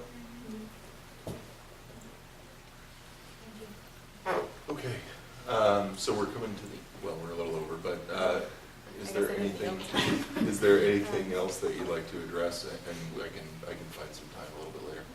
I think we've addressed the large pieces. I am wanting to move forward and do more planning and everything. So in terms of next steps, am I to understand that we did agree that the chairs of all their committees would Task be force. task forces? I mean, as the chair of the Housing Rights Task Force, I'm perfectly happy working with you on the policy committee stuff. And I can say the same about HTTF. Okay. So I think we're the only task forces. But, Yeah. but Well, there was the immigration, the ICE. And then what about CPRC? and then I think that, is there anybody who's at committee? I mean, Danita, are you okay with kind of being a de facto member of the policy committee? Yeah, I mean, and I we're actually not have setting- interest in the policy committee. Okay. So is this, just to clarify, this is, there was mention of this being as needed? To what degree is this as needed or automatic? Are we thinking As really far an as- automatic regular meeting? Well, I think Ashley as chair is going to be responsible for setting the agenda and the meetings. So I would recommend, maybe an idea for kind of quarterly at this point. I think I see. it So could be, quarterly it with- could be difficult. Yeah, with all those leads, so to speak, With the and then, chairs. but more regular meetings also within. Yeah, With any, as needed, yeah. yeah, gotcha. We're bringing the topic to the forefront at a lot of different meetings also, where we talk about policy issues here and at exec committee also. Yeah, and I think that Abdul's idea is a great one about setting aside actual agenda time to be discussing our priorities. I think that's something that will start next month. So for CDC, sorry. Yeah. So for CDC, we probably have to sit down and figure out, Dale is not here right now because we don't have a chair. But I'm not personally opposed to one of us attending quarterly. Or at least we don't have to I say mean, the but it chair. will we can just be, say those what- meetings are You gonna can- be at the exec committee time, so it will be more of, if I'm already going, then if Uh-huh. you and the other wanna go, then you show up. Gotcha. Okay. We're in that. So that'll be our next step is you can kind of let everybody know how you want to handle that. Okay. And but, just as a gentle, I guess, reminder, I know it was already said, but the thought really is to structure most of the public policy work, at least initially, around the findings of the CDC, and there may be some more emergent issues that arise during the interim, but that's sort of what I have understood from others, and it makes sense to me. So there won't be a lot to do until we have more there, unless there are emergent issues that arise. So. And if we do have issues that do come up, then we'll get in touch with you and you'll take the lead on that. Yep. Okay. I'm pulling together a list, and then there will be communication about prioritization, because I will not just make those decisions on my own Sure. for the whole HRC. Because you've already got the two task forces that are actually working on policy. Correct. with you and- And the Well waiver before the issue, community the schedule. trafficking waiver, educational issue is a big one, I think. Yeah. Okay, great. Thank you so much. All right, Emily, we threw an additional agenda item in for you. So will you tell us what you have to say about a letter to the editor? It just seems to me that it would be really opportune for the Human Rights Commission to respond to the Senate's lack of being able to vote for this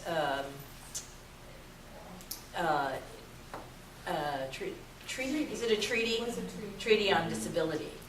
And just, if you heard some of those comments, that some of those people who didn't agree with it were saying, it was like, wait, we forgot to actually remember that disabled people are people and have their own ideas and opinions. But, I mean, it was shameful. And Abdul's holding his head and shaking his head. I heard them all, yeah. Anyway, it seems to me we are the Human Rights Commission. It would be an awesome opportunity for us to write a little letter to the editor. And a letter to the editor has to be really short. So, Do you want to maybe work with Christine on that to get something drafted? And my understanding from yeah, what that's the Christine way just it should presented be. was that if we have the idea, Yes. we'll write it, get it to Christine. no, that is the way it should be. I'm almost sorry I brought it up. But, Be careful what you wish for. We're going to have a letter to the editor, and yeah. you're going to.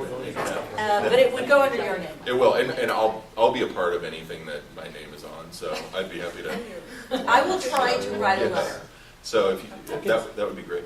I can send out a couple of pieces that provide some substantive background for what the arguments were against it? That would be I was great. kinda looking So at like the this. news reports I heard don't count as enough? No, I mean, if you have them, then okay. I was just saying I could Just send what I them. heard. I was sending them in case to whomever. I think what's also, maybe Damon, I don't want to quote you here, sometimes what we do like we did in the past, Emily, is we pick up like 5 highlights maybe that's related to human rights, and we attach to them like articles of human rights.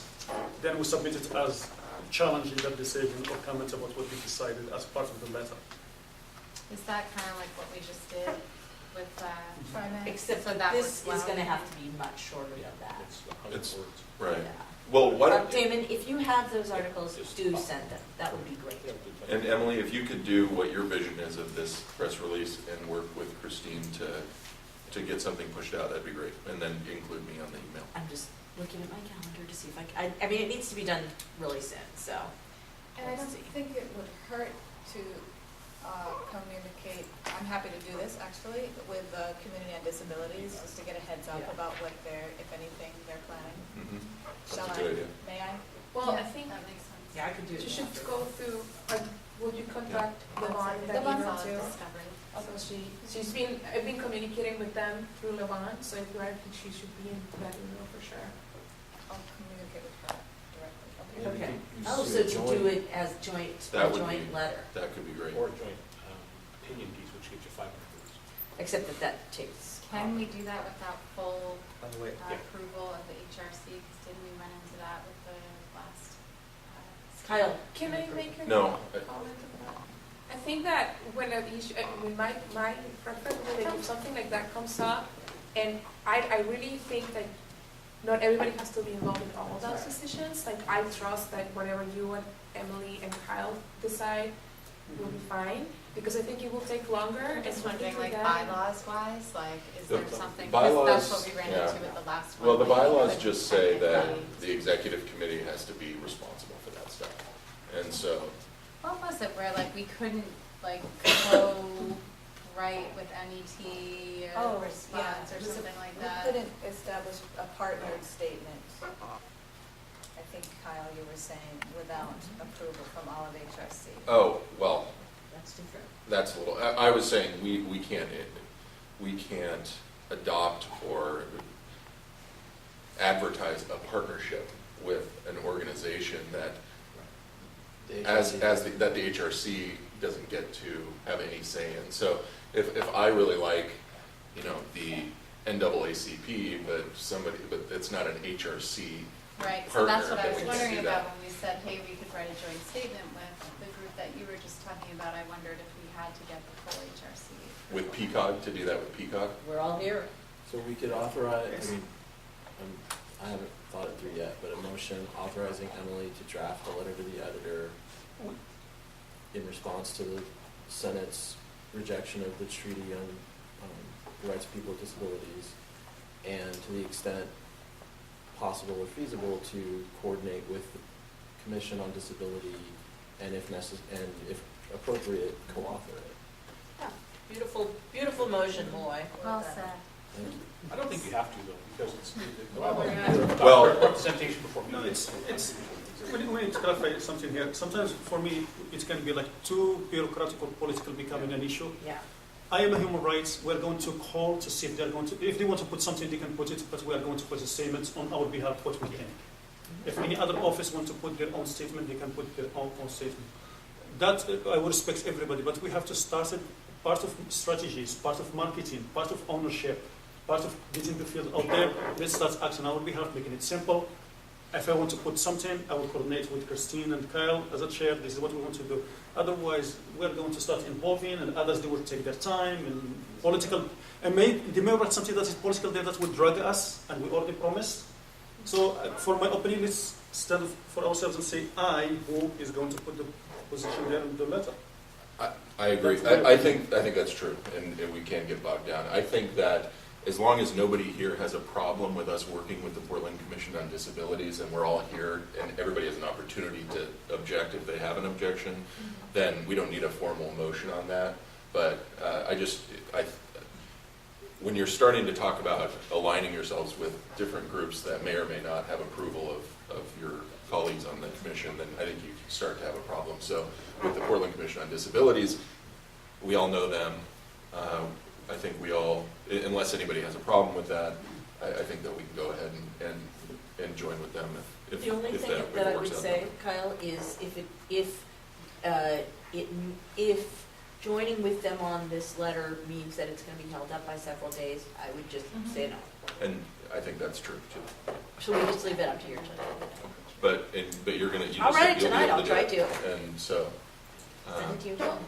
And so in terms of communicating with Yvonne, I was gonna say Kyle should, but. Yeah. okay, that's fine. I can do that. Well, and the goal behind it really is just to strengthen the partnership. Right, exactly. And a statement. Yeah. Oh, it would be a better statement, I think, if it did have the Portland Commission on Disabilities Mhm. signing it along with us. I just don't want it to, trying to get them to sign off on it to take too long, because these kinds of things you need to respond to. Yeah.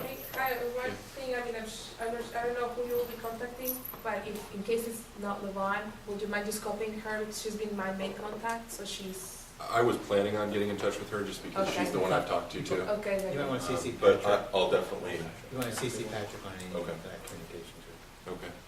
Patrick is chair. He's their He's staff. their staff. person Right. within OAHR.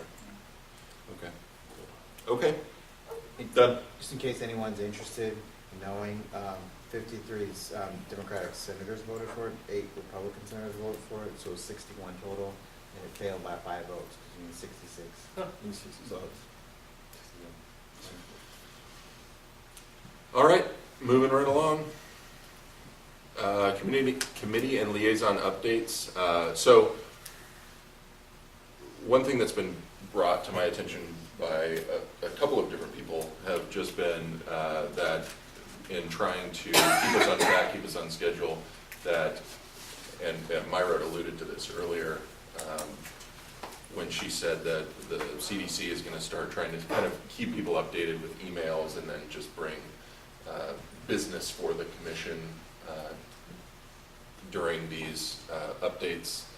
I would like to try to keep our committee and liaison updates to just really updates and not get too far into the substantive work, because I think that's for the committee to be doing and then bringing us business based on that substantive work. But so we're going to try to keep the committee and liaison updates to about 5 minutes each if we can.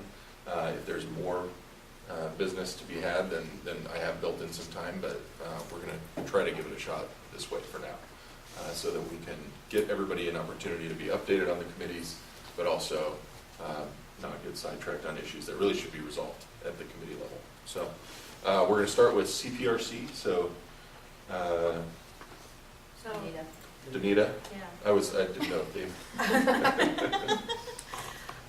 Well, which I'm going to call on other members around this table who were present, because CPRC meeting fell on the 21st of November, which was the eve before Thanksgiving, and we had very minimal attendance affirmed. And I happened to be coming back from Seattle with a group of elders and got stuck in holiday traffic, which I wasn't even prepared for. So I missed the meeting myself.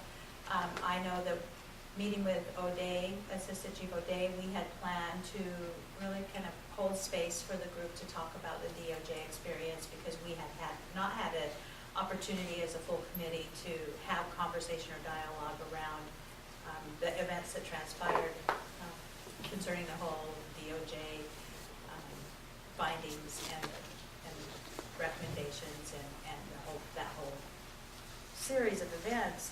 So if somebody wanted to share any conversation around that, I would appreciate an update myself. I believe there was some discussion that went on about the HRC representation on the community oversight, or the COAB, Citizen Oversight Board. And we had talked offline about the CPRC moving forward, the recommendation that Damon be appointed to that process. I see we have that as an agenda item here too, so we can continue the conversation there. I'll be meeting with Assistant Chief O'Day again tomorrow to set this coming month's agenda. Okay. That's about all I have for now. Do you guys want to, oh, and then I imagine that there might have been a debriefing because the pilot training had taken place the night before on the curriculum around race trainings with the police. And I'm looking to you to see if you had any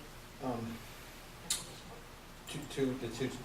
Like Billy was saying, the two pilot trainings went through already, and then the start of the command trainings will start next week. So that's a CPRC thing, HRC thing. So we should be proud of ourselves that we did this, and so all command staff will be trained by the end of next week, and then 2013, hopefully everyone else will be too. So, and then another update on the nominating committee, we interviewed several community members, and so 2 new community members will be appointed for the next meeting, CPRC meeting this month. All right.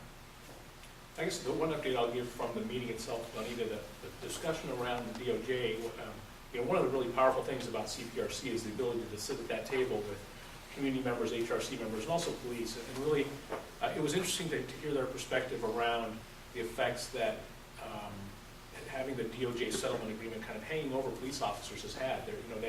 At the point that the meeting was, there had been a long week, a string of police officers who had gotten injured on the job. And it wasn't necessarily clear whether or not the DOJ was part of what had happened, but it was interesting to at least sit there and hear the perspectives of police officers that what's going on with DOJ plays a role in how those folks do their jobs daily. And the kinds of things they're confronted with, obviously, the issues around mental health, illness have come to the forefront for those folks. So it's a real issue for how all of this is going to come play out. But there is a perspective from that side, like I said, that it's interesting to sit at the table with them and start to understand. Okay. Anything else from CPRC? No? Oh, Yeah, just that. yeah, Amy wanted to discuss the communication strategy between involving CPRC and HRC.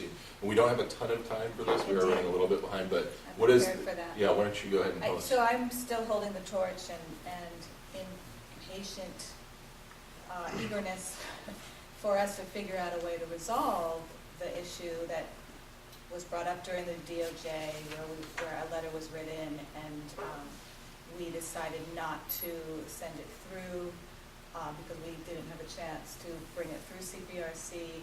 And as another quick update, during that process, Alan introduced this issue that we've been dealing with about how do we, or if do we, as HRC, make comments about police accountability separate or in parallel or in conjunction or in through receiving input from CPRC. So I'd like for us to find a resolve to that. And in talking with Ashley today about after our talk about her presentation, it occurred to me that this could be something that outside of this meeting, certainly a group gets together to figure out a model for. Because I think she particularly had some good ideas from her experience working with policy issues. We're talking about kind of an internal policy as well regarding an external policy issue. So that's what I would suggest we do, those who cared about it and are concerned about how do we come to that resolution, that we work on setting a short time frame and a goal of bringing forth a model. Is everybody clear exactly what Amy's referring to? Kind of. No? Could you Yes. clarify what you're referring to? So Damon wrote a really great letter at some point during this communication around the DOJ. For me, what happened was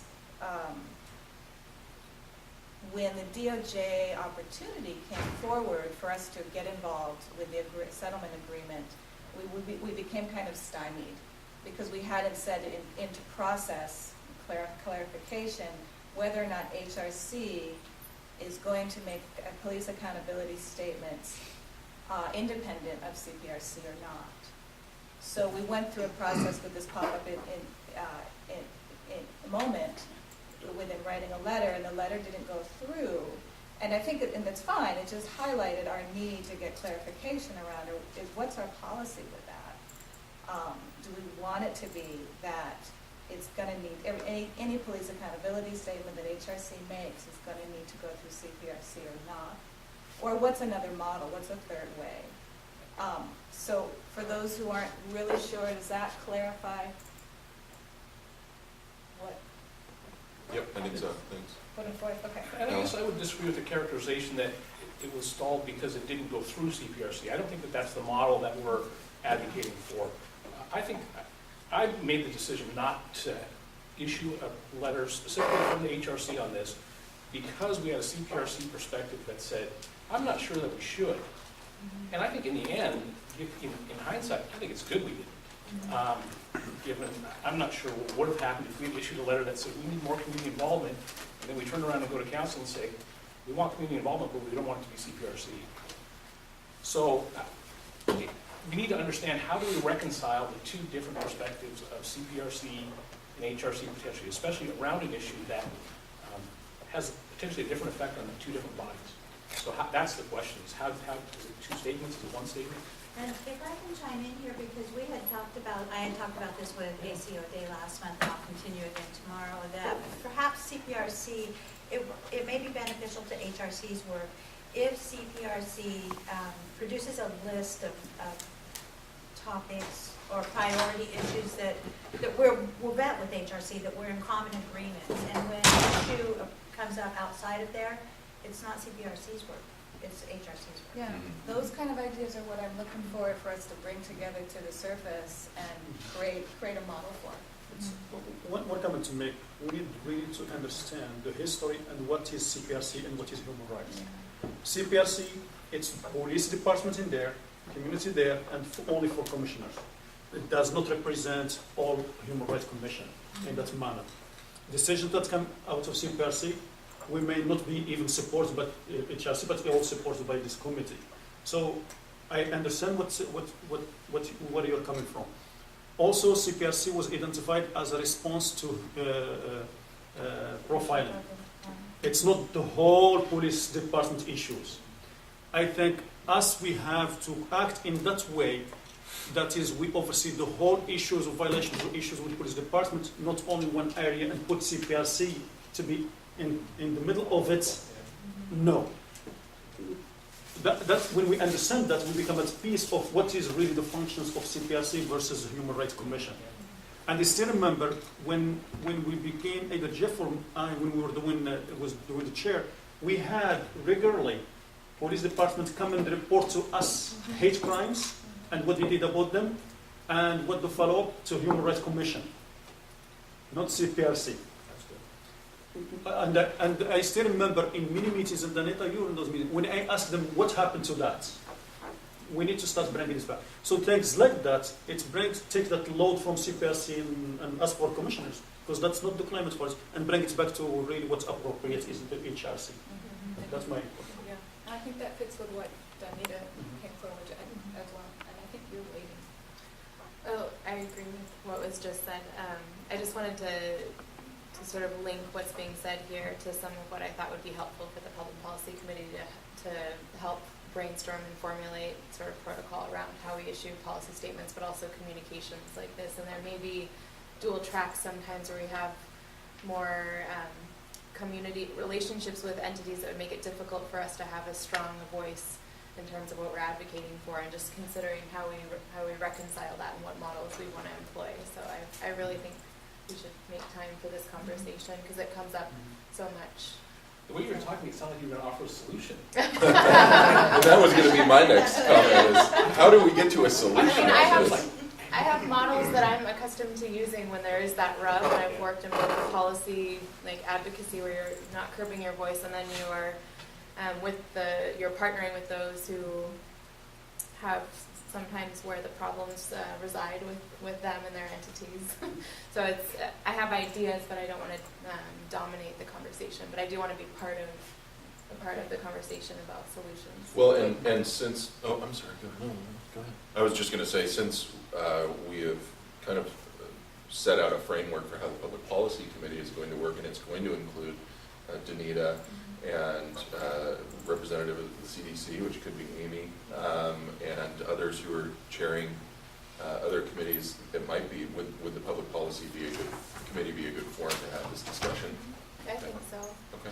So, Malloy, and then we're going to move on. Well, I was just going to say, I want to make sure we're diagnosing the right problem, because the description that you gave in my memory from when this was going on, the problem to me seemed to arise because of the timing and the lack of the ability for us to put together a statement that would, where we gathered all the information, all the perspectives as we've tried to do in the past, but we didn't have that time. So we had to put something together really quick. And then some commissioners raised the question of, well, I don't feel comfortable with this unless we get this perspective. And I think that that's perfectly, that's part of us as a group. That's up to each and every one of us individually. So it seems to me that we need to have more discussion around what to do in a communication setting when the timeline is tight and we aren't able to have an HRC meeting and to do maybe all the research we want before we put together some sort of statement, as opposed to, I don't think anybody here is saying any entity, whether it's a subpart of this group or an part outside, has any kind of veto over what we're going to say.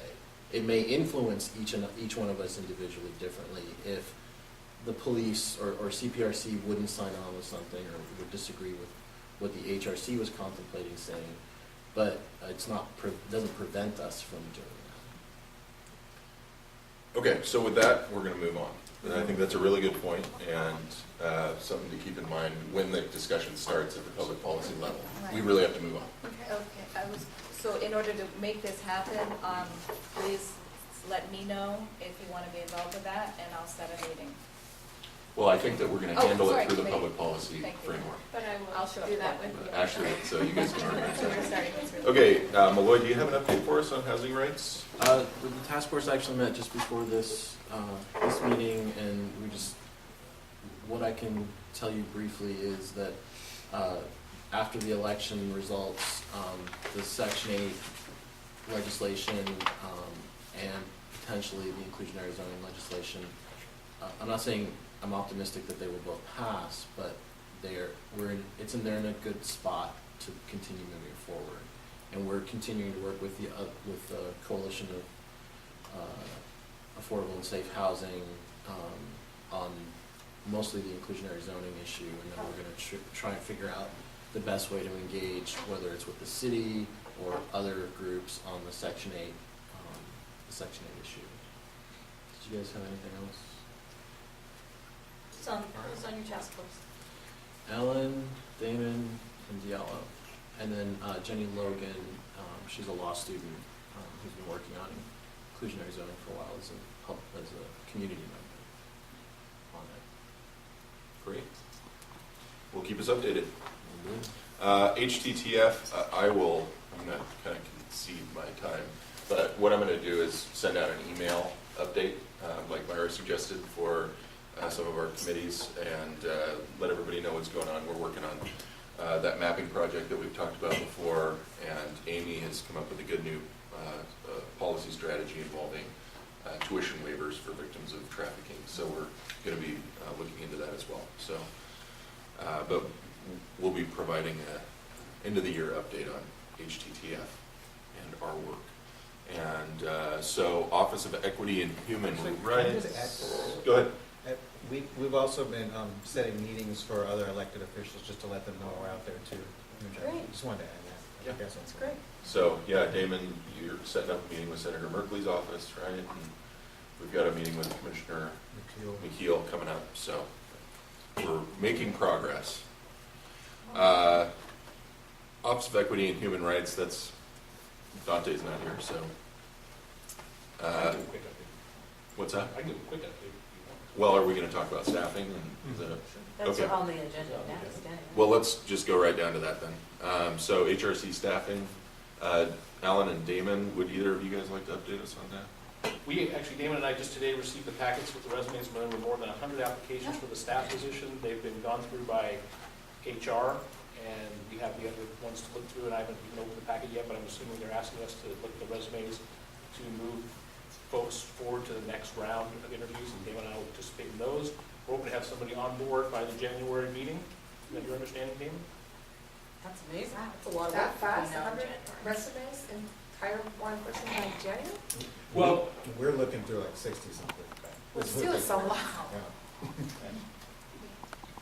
Thank you All for right, doing well, that. thank you for doing that, and so we hope to have our coordinator in place next meeting, so that'll be exciting. Is the position title coordinator? Is that It's in- program coordinator yeah, for it's an OEHR position. Human relations. Oh, it's in the Human Relations Office? No, human relations program. Oh, okay. They named it. They named They it. did. Perfect. And they are the communications officer essentially for the The OEHR. Well, so maybe that person will know how to update websites. Oh, yeah, I and- think they will. Maybe they should be hired. Well, talk to them, they're filtering make sure. the candidates. I'll just send you guys these prizes. Okay, and, COAB. So the deal with COAB is that, or the settlement agreement requires that I appoint a human rights commissioner. It doesn't have to be a CPRC member. And that the commissioner on, the chair of Portland Commission on Disabilities, and I appoint 3 additional members of the COAB. And that person has to have demonstrated expertise in the field of mental health. And so, just based on the requirements of those 3 positions, I don't think any of the HRC commissioners are going to be qualified for that position, but I'm not sure what everybody's qualifications are, so I'm not sure about that. But in addition to those members of COAB, there are also 5 community member positions, which are open to anybody, including HRC commissioners, if people are interested in being on the COAB. And if you want to get more information about how those members are going to be appointed, get in touch with me, and we can talk about the protocol for getting on the list. As far as the appointment to the COAB that I'm just going to be making, I'm going to ask that anybody who is interested in being on the COAB, let me know. And then if there are multiple people interested, then I'm going to just meet with whoever is interested and ask questions about, what you want, why you want to do it, and what your qualifications are, and then I'll just have to make a decision about who I think is the most qualified person, and I'll be gathering input from everyone. So. Do you have a deadline for when you want to know? Well, I don't know the deadline for when we actually have to make the appointment yet. So, but if you're interested, let me know right away, because then I can just gather names and just do it at my own pace. They have done a very shoddy job getting us any information at all. I haven't heard from anybody. Who's they? Who's supposed to be doing Department of this? Justice or the city. It's No, 60 days I after haven't the- heard. Well, After the COCL is hired. after the COCL is hired. Yeah, so we've got time. But, but we don't know when the COCL is going to be hired, so. But it would be nice to have that in place, and I'll be working with the chair of the PCOD to get that done too. So if you are interested, get in touch with me, and we'll start the process. I'm sorry, there's one appointment of an HRC member, and then you and the PCOD director pick 3 other people who have to have mental health experience? Yes, and then the there's PCOD 5. chair also gets her pick, Her one. and that's, Nyla, right? Nyla McCarthy, I don't know. I think so. Isn't that right? Isn't she the chair of PCOD? I don't know. Oh, you don't? And then there's 5 public. And then there are 5 public, and then the Portland City Council commissioners each get 1 appointment. And there are no requirements for who they have to appoint. So I have a question. So, Anita just was talking about Damon. Mm-hmm. Is he going to be in I assume so. I mean, I would assume Because what that time- his name will be one of the interested parties. Okay, so he would be included in any commissioner who wants to. Right. Because I only get to appoint one. So, Okay, but I think so, it's okay, that's fair much to open better. it up to the entire HRC. Okay, because no, it I doesn't understand have it's to just better. be a Okay, CRC member. okay. Yeah. So, okay. Any questions about that? All right. And Emily, did you raise the issue of the invitation to Portland Commission on Disabilities? It was raised earlier, it was, no, Myra raised it. Myra, okay. But we talked about it at the exec Executive meeting, committee. and that's why it's here. Okay. So what's the story with that? So I met with Levon, I don't know, a month or so ago, just to kind of touch base and share more about what we're doing, because she's on the outreach committee. So with CDC, it just made sense to connect. And she brought up that they're interested in being, obviously part of CDC efforts, but that there's also 1 or 2 members of COD that would like to be a part of HRC, so become HRC members as well, or commissioners. So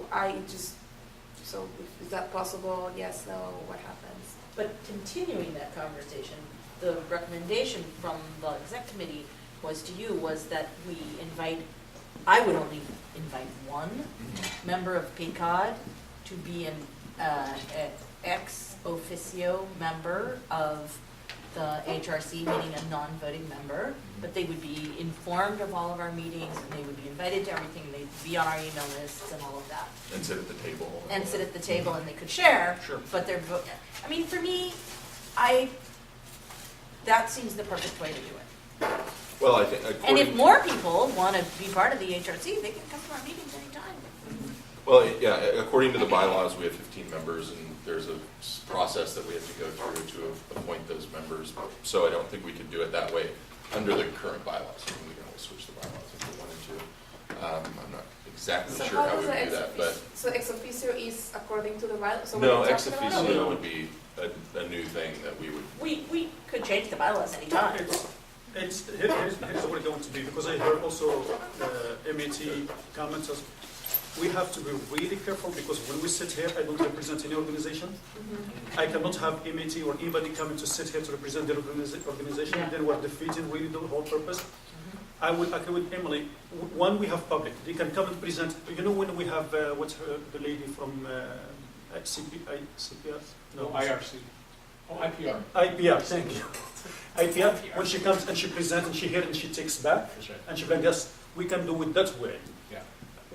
I'm worried, besides by law, I'm worried that when we started having social organizations sitting here and looking at self-interest or representing themselves or what they think of their organization, it becomes a little bit no more. Human Rights Commission becomes something else. So what I would recommend is they can come as a public, or they can come as to present it from time to time, or sit whatever, but they are not only 15 members that they should be on the table. That's my comment about that. So I think that this is an issue that we Keep on this. probably need to discuss a little bit more, and I don't want to give it short shrift. So Yeah. maybe at the next Human Rights Commission meeting, we will discuss this as an agenda item. We can invite Levon or whoever else to come to the meeting. Tell us why they're interested. Give them Oh, a great. formal invitation to come on over. And but I think this is probably going to require a vote if we want to do something. So why don't we table this until next month, but but present a formal invitation to Levon or whoever from PCOD wants to come. And just let them know. I that. can send that if there needs to be some formality about the invitation, that's fine. If not, I can just shoot her an email about this. I think just shooting her an email would be fine. And then let Kyle know, so that he can I'll get it copy on the Kyle. agenda. Yeah, that's great. Okay, perfect. But I think that's definitely worth discussing, and we can put it on the agenda for next month. Don't want to forget. Okay, Emily, will you give us an update on the Human Rights Award Luncheon? Yes, I will. We have currently 65 people registered. Not every one of you are on the list, and we hope you will all be there unless you have like the most important meeting of your life. Well, I know Kyle can't come. I'm teasing you, Kyle. But we have a limit of 100 total. And I had to guarantee the amount, and I did it yesterday, but I'm just hoping we'll get up to 100. That'll come pretty quickly if it's only 35 more tickets. So, but I really do hope that all of you will be there. And please let me or Alan know whether you're going to come. So only 35 remaining tickets. That's Yes. correct. That's great, though. Can we sell 4 today? No. What do I got to do to put 35 you in a seat? remaining tickets. That's correct. Although it's Monday and today's Wednesday, so it's not that far from now. And I'll find out tomorrow whether or not my trial is going to be Oh, well, if postponed. you're around. So if I'm Oh, around, I'll don't definitely be there. print until. Oh, is it too late? It's okay. too late. Well, Kyle can still do it. Yeah. You just It's put it in okay. your meeting. Yeah. You'll know. We're talking about not printing the program, but we're going to do it. Everybody's on board. The honorees are really excited. Ellen Rosenblum will be there, and it's going to be great. And is there anything that you need from us? Be Other there. than just being there? And invite your friends. So I can be there like around 10, you said, at the last Oh, thank meeting. So is that still needed? 10:30. Or then I can just show up? 10:30. 10:30? Yeah, that would be great. We do need a couple people to check people in, and Diallo also volunteered, so yes, it'd be fantastic. And everybody all of you guys who come should wear your badges. Although I think we'll have name tags for the event. We're going to try to. The award is going to be a print of that beautiful painting. This one. That one. Oh, nice. So, and we are getting it, a photo taken of it, and the print's made by a person who does like nice prints. And so they're going to be, on super nice paper, and we'll be framing them, and that'll be the award. It won't be the size of the painting. It'll be small. Is it like the giant check? Yeah, but it may be, yeah, it'll probably be like 18 by 20, maybe. Yeah, so it's not going to be that much smaller than those pictures right there. I have to see how it turns out. So that's happening. We are collecting funds for this event, and with those funds, we are going to make donations to organizations that are connected with the honorees. And we're going to, Alan's got it all, we've got it figured out how we can actually get that donation to those organizations, to the credit card. No, we don't. So we don't? Well, Emily thinks she does. Well, we're going to try. It'll happen. Yeah, we're going to try. One way or another. I don't know, is there anything else? Great job, you guys. Thank you. Well, and I think a lot of credit goes to Emily for putting all this in. This is going to be another very high-profile event for us. I think there are a lot of fantastic people that are coming. That's right. That are signed up. I think the honorees and the keynote speaker. So this is a big event for us. So like Emily says, if at all possible, please try to sign up and attend, wear your name tag, and let's not all sit at the same table. We're going to put our buttons and the Yeah. little blue books on every table, and so that will hopefully get people talking about human rights, as well as we got this nice piece right here that is describing the HRC, the work of the HRC that Alan wrote, and then I know there was something else that we were going to give them, but can't remember now. Oh, a couple of reporters are going to come. One reporter, a reporter from Street Roots, already contacted me about interviewing Kathleen Sadat, so it's pretty nice. Yeah. All right. Well, thank you so much. No, it wasn't Israel. It was somebody else. Great Come. job. And if your name is not on this list, it should be. So just tell me. Okay, and Alan, budget. Okay, so like I said, we've had conversations about this already tonight. What I've given you is kind of a general. So I took the numbers that we've been kind of laying out and playing with and put some narrative to them so that we can understand kind of what those numbers mean. And we've heard some discussion around a couple of different pieces tonight. And again, Christina, obviously we'll have to play a little bit with, we can do it right now, in that I think most of that is contained right in that visibility section, right under brochure, the tabling display, electronic marketing, and then the events. So I don't know, maybe you could see pretty closely whether or not there are pieces that are missing there. So for instance, I know one that's missing as far as the marketing communications piece would be if we actually tried to hire a contract writer. So that, I didn't put that in there. I'm personally not in favor of it, so I don't know that I put it in there. We definitely have to move from another place, because we already had to move some up to Discovery from another place, and so, the ask, I think, is there's two things that are gonna happen. One is, obviously, we don't have a lot of time to review this, but generally, are these the priorities we wanna have? Obviously, it's one pool of money, we can move it around as much as we like to, but one thing that this does is it gives us a way to make decisions quickly throughout the year as things come up. We know that if somebody asks us for $5,000 to bring somebody here, if it's not on here right now, we're probably going to have to say no unless we've already budgeted for it. Alan, would it be worthwhile for each of us to kind of go away and take a look at this compared to our work plan and then circle back around with you offline about things that might be missing? I think so. And I think we've tightened up the discovery piece enough, but communication is definitely. The other constraint is that we want to get this, to Dante by mid-December or so. So I think the next point that's going to be reviewed will be at the exec committee on December 17th. Okay. So for the group overall that are here tonight, can you look at this and give us any comments now or email me comments over the next next week or so that I can bring to the exec committee so that we can put it in front of Dante. So maybe comments by a week from today. Yeah. Is that? Are you on their back? Yes. Yeah, so that's the other thing we had. What's that? It's not formed yet. Not formed yet. So we'll be, the biggest piece for us really is, the biggest advocacy piece for us is the bottom line. To make sure that we can advocate for the amount of money that we need. And then beyond that, as we work as a group to advocate for what the priorities are inside that bottom line. That's what the focus is. So, just so as I do this, digesting, could you give me a little bit of background as to how you categorize this? Because, of course, discovery makes sense, visibility makes sense, that's clearly in my mind for marketing communications. But then when we get to education, I get a little bit muddy as to who's going to be implementing these pieces. I purposely moved it out of the committees so that, because that was too much detail. This actually does break out by who does what. But that's what the text is there. It's generally what kinds of things would we do with that money. Who does those things is a different discussion, I think. A different level of detail.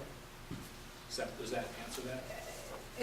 I hear your thinking on it. For example, education activities, the details about that doesn't tell me who's going to be doing that. We have talked about doing that as CDC, as coupling that with our work, but... Yeah, and I don't think it matters that if CDC or we do it at a task force, that what matters is, so if we already accept Abdul's proposal, for instance, we couldn't do the bus tours, because the bus tours cost us $3,000. So that's the level of detail we need. Whether or not CDC does the bus tours or marketing does the bus tours isn't necessarily the conversation. I guess it would be informative, though, to know who should respond by next Wednesday to you for these areas. So everybody should respond on the general priorities for the commission overall. That's what this list represents. Okay. So the question, for instance, right there is, if that's exactly the type of question that we want to try to answer. If we reduce that education activities number from 6,000 to 2,000, it means we couldn't do the same bus tour that we did last year. It means that we're putting $6,000 to the top line of discovery and saying that those discovery events are more important than organizing education events, like the bus tour. Thanks, Alan. Yeah. I just have a question. Advocacy, is that meant to represent what would be done in the policy committee, or is that a larger catch-all category as well? I would actually say that there is not any specific policy committee budget in here. Okay. Because most of the policy committee effort would come out through, here they come out through the task forces. So the only, I think, budgetary impact that may be there is if we are in fact having sessions with city council reps and others, and if there's food provided, I don't know, if we're doing some sort of information sharing briefing a couple times a year, it would be good for us to do as a watchdog. There's there's a number at the bottom for miscellaneous. So I would advocate, and I'll provide this in writing, that it be, that public policy not just be fit in miscellaneous, that it would have us. Yeah, you could put a line item. Line right? item, And yeah. So those, the big categories, discovery, visibility, education, advocacy, are the strategic plan categories. That's where those come from. So it's how are we going to allocate money in the strategic areas that we want to operate in. Thank you. Please, what means under education, police, CPRC police youth activities, that takes 4,500? Those, we had budgeted for those in the past. I think we've actually done them in the past where, you know, we've essentially paid to set up activities that brought together police and youth. And I think they may not have been done for a while, but I'm advocating that we put a placeholder there for them so that we could try to fund those. And I don't know what they were exactly. They were like ice cream socials where police and community youth got together, and we just paid to, you know, for the ice cream, that kind of stuff. I'm looking at our budget house, Yeah. then can we maybe start negotiation with Portland Police Bureau around some of these budgets? Instead of us picking, that's what I'm thinking. We could, and I agree with you about the training project. I mean, we had a meeting with the chief around that to some degree, and, you know, when we spent the $5,000. Hopefully that's free some money. So, yeah. How much of this has already been expended? So that's the other thing to consider is this is a budget that runs from July 1st of 2012 to June 30th of 2013, and today is December 5th of 2012. So we're halfway through the year. So some of it, I'll say that some of it has been. So for instance, the candidate form is on here. I think we spent 1,000 though, did we? I don't know. We could go back and look. But again, this is all. It wasn't that far from that. So there you go. Yeah. And food, we've already spent 6 months worth of food for general meetings. We haven't done any of the community forums. Well, just so people have it in mind when you're thinking about moving, like recommending moving money Right. around, some of that, like, I mean, I saw that and I was like, we're not going to do a candidates forum this year, but we already did the Right. candidates. The other thing I would say is that there's a good chance that the reason that Dante is asking us for this budget by December 17th is because it's going to become the budget for 2013-14 also. That's what I was So thinking to ask. so this budget is what you should consider our general budget, how we need to spend money as a general rule year to year. Can I, is it possible to ask for that to be clearly stated to us from Dante to the HRC, just so that there's clarification? If that isn't, if they're going to use this as the next budget, it would be nice to have that clarified. I think as we the should make intent. that assumption. I don't want to Yeah. assume budgetary things. And then also, I think just in, this is moving forward, not right now, I think it would be really helpful if each of the committee heads had some way of knowing where the budget was in relation to the work that they have in the line items. So I don't know. That'll be a function the staff person provide when they're here. So Okay. we don't have access. To I any couldn't of tell you, and the office couldn't tell you how much money we spent this year. I can tell you what I think we spent, that. but Okay. there isn't. So it hasn't been tracked. So, Alan, could you, have you participated in the OEHR back budget? And I don't know what their process is as compared to the other backs that I participated in, but is there an opportunity where you'll have to advocate for our budget? I am agreeing to be on the back because if there is that opportunity, then I definitely want to be there to do that. I'm hoping there won't be. I was on it last year and we didn't have to, but it's a different ballgame this year. It is different, and I'm curious with a new incoming mayor, taking all the portfolios and, all of the bureaus and portfolios and looking at them, if there's an opportunity to advocate, I would recommend leaving the CPRC budget the way it is, because I think it carries a little bit of weight from a city's perspective about the work of the HRC, and then we can always maneuver that around later. Yeah, I think you make a good point. A big piece of what this is for us to be able to hold up and say, here is why we need fund. Here is why we need a budget. Here are the things that we're going to do over the next year and a half. Yeah, I agree with all that. I'm wary of the 4,500 for a project that, well, if we include that 4,500 for that project, I'd love to see it backed up with good argument about how well it did in the past. Which project? The kids. Oh, the police one? Yeah. And we do have that information in our annual report. It's documented in HRC materials. What I'm looking for is bringing awareness to Portland Police Bureau to start either giving more or matching, instead of us always just 4,500 playing with only the pot of money. either they free it or they match it with some money so it's become a bigger thing. That's what I'm looking for, Portland Police Bureau or the city, when they tag to something that we do. And it is matched, it just needs to be articulated. Okay, yeah, we need to know what's. Okay, so Alan's asking for everybody to get him their asks, recommendations, concerns about this within the next week, so that he can present it to Don. Sorry, Actually, do we when we need to get it- resubmit the CDC request? That's Do we need to resubmit the CDC request, or Well, is it already? I guess I'll ask the question. I'm gonna plan to, on Abdul's proposal, I'm gonna plan, because there aren't a lot of places where we can move $4,000. I'm gonna move $4,000 from education activities to discovery.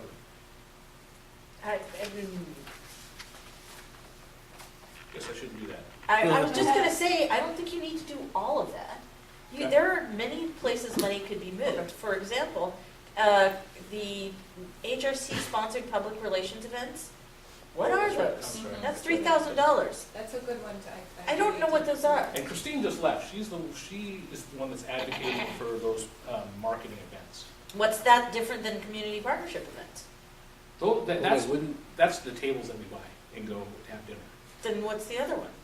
That would be if we, just like the best example that we had tonight is if we just flat out gave $1,000 to sponsor the OAME trade show.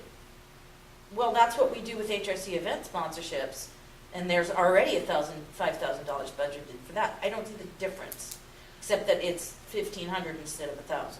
That's the big difference, and we also don't participate in the event.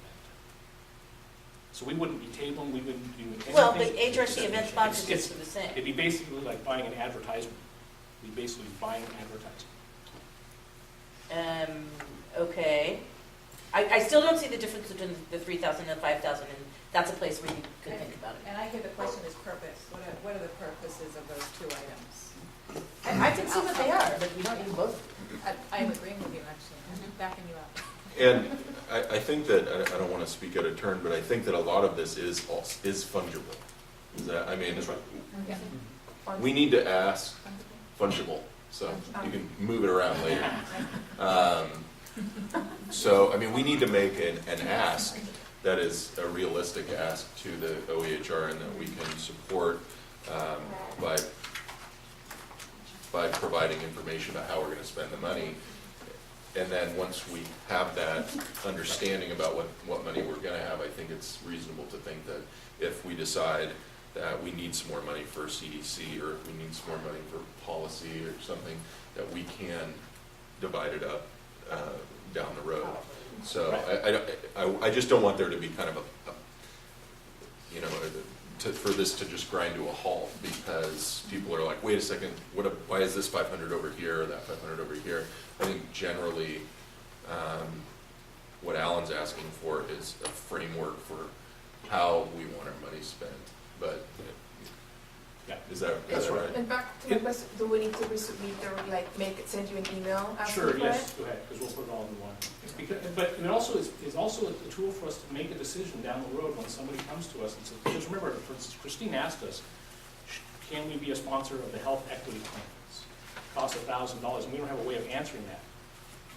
So this answers the question, is it available in the budget? The answer to that is, if we leave that $3,000 there, the answer is yes, we can sponsor 3 $1,000 events. So one of them could be, for instance, the Health Equity Conference. So those answer those questions. That's how we're answering those questions. If we reduce that number to 0, the answer would be absolutely no. We're not going to sponsor any events like that. No, there's another 5,000 doing the same thing. Because the limit for those is $500, and it's for 10 people to go have dinner. It says sponsorship of up to 5 community events. Yep. So that's 1,000 each. No. I'm reading what you have there. Where? I wasn't looking at community No. part. Oh. HRC event sponsorships. You have 2 things that are the same. But it's okay. You could figure that out later. And send him an email about it. But I do have one Oh, you're right. quick Okay, I thing. know what you're talking about. I have one quick thing, Give us our money. which is We're over time. Okay. Go ahead. Okay. Go. We need to be at the scanner I was breakfast. just about to say scanner breakfast. We need to Scanner be at the breakfast scanner is in breakfast. January, and we need to pay for it. Yeah, So that is actually something that we need We're to. getting a table for that? we need to We take. need a table. Yeah, Yeah. and our The table- scanner breakfast is a Oh, you yeah, tell me. It's something that It's we've missed sponsored, and it's on that we've Martin always Luther King regretted. Day. And It's No, I huge. agree. Everyone's there. I We agree. weren't there last year and we need to be there. So, how much is, Events throughout the year that we're going to, and this is one of the 5. The scanner breakfast? I mean, is that not the kind of work that you I guys are think- gonna do? Or are we? I don't know. Anyway, we just need to be there and need a table. So, so we somebody. need to January move, 21st. I think we need to, do we need to have a motion for that, to allocate that money to the scanner breakfast? We do, and we also need to know who's operating mechanics that are signing us up, Right. getting the tickets, are we tabling, what are we getting for our Isn't sponsorship? that through the office? I think the office will do it. Yeah. The we office need will to- pay for it, the Well- office won't figure out who's gonna go, are we tabling, It's have us to who table. decide. So that's somebody that needs to do that, and again, for me, that's what CDC is doing, isn't I'm not clear on that. I would think it's between us and Christine. So if Christine have that in her. It's not laid out as such in our work plan. Can, if I get in touch with you guys and Christine, can we figure it out together? Oh, yeah. Okay. Okay. So can I get a motion to allocate up to $750 for the scanner breakfast? I'll move. So move. Second. Okay, any discussion? All right, all in favor, hand and aye? Aye. All opposed? Abstentions? Motion is passed, and the meeting is over. Thanks, everybody. Oh, next meeting is Wednesday, January 4th, Public. 3rd? Yeah, whatever that day is, yeah. And is it OAHR? Oh. Well, the next meeting is going to be at OEHR. We don't have a plan to do it anywhere else, but if it's January 3rd, we might have a problem. Just because you Would be won't be January able to. Second. Oh, okay, well, then I can go. I was going to me do training strategy. Yeah, I mean, it's just, I would think it's normal time. If it's not, I'll send it out. I think just because it's the day after. At the beginning, but Yeah. not afterwards. I did have something to say. Sadly, Want to say something? Well, Can we have everyone's Does attention any- for just one more minute? Our building does not have a meeting space, but we, Yeah, what? just, I was at a Cop Watch meeting, and they wanted me to bring it up here, just mention it to the Human Rights, that the Sidewalk Advisory Committee meetings are no longer happening, as far as we know. As far as, we got a letter from Fritz's office. There was concern about, they're supposed to be providing data about stops, and they're way behind on that. They're like, we only got like 5 months of reports, so there's like half of them are missing. Okay. And there's just a little bit of worry that the conversations have stopped. The data hasn't really been coming forward, and there are still some sidewalk issues that are ramping up, that are hot subjects out there still. Like in front of City Hall, they're claiming the whole sidewalk's theirs. Some little issues like that that Dan Handelman wanted me to bring to your attention. Okay. So. All right, can the CDC look into that? Okay. I will, well, we're going out of our process, but We do have copies. we'll We start have our copies of the process form. now. Can I have a minute with you after the meeting and Sure. we'll start, you can test out our process. Okay. Fabulous. Thank you very much, Mike. You bet. All right, thanks, you guys.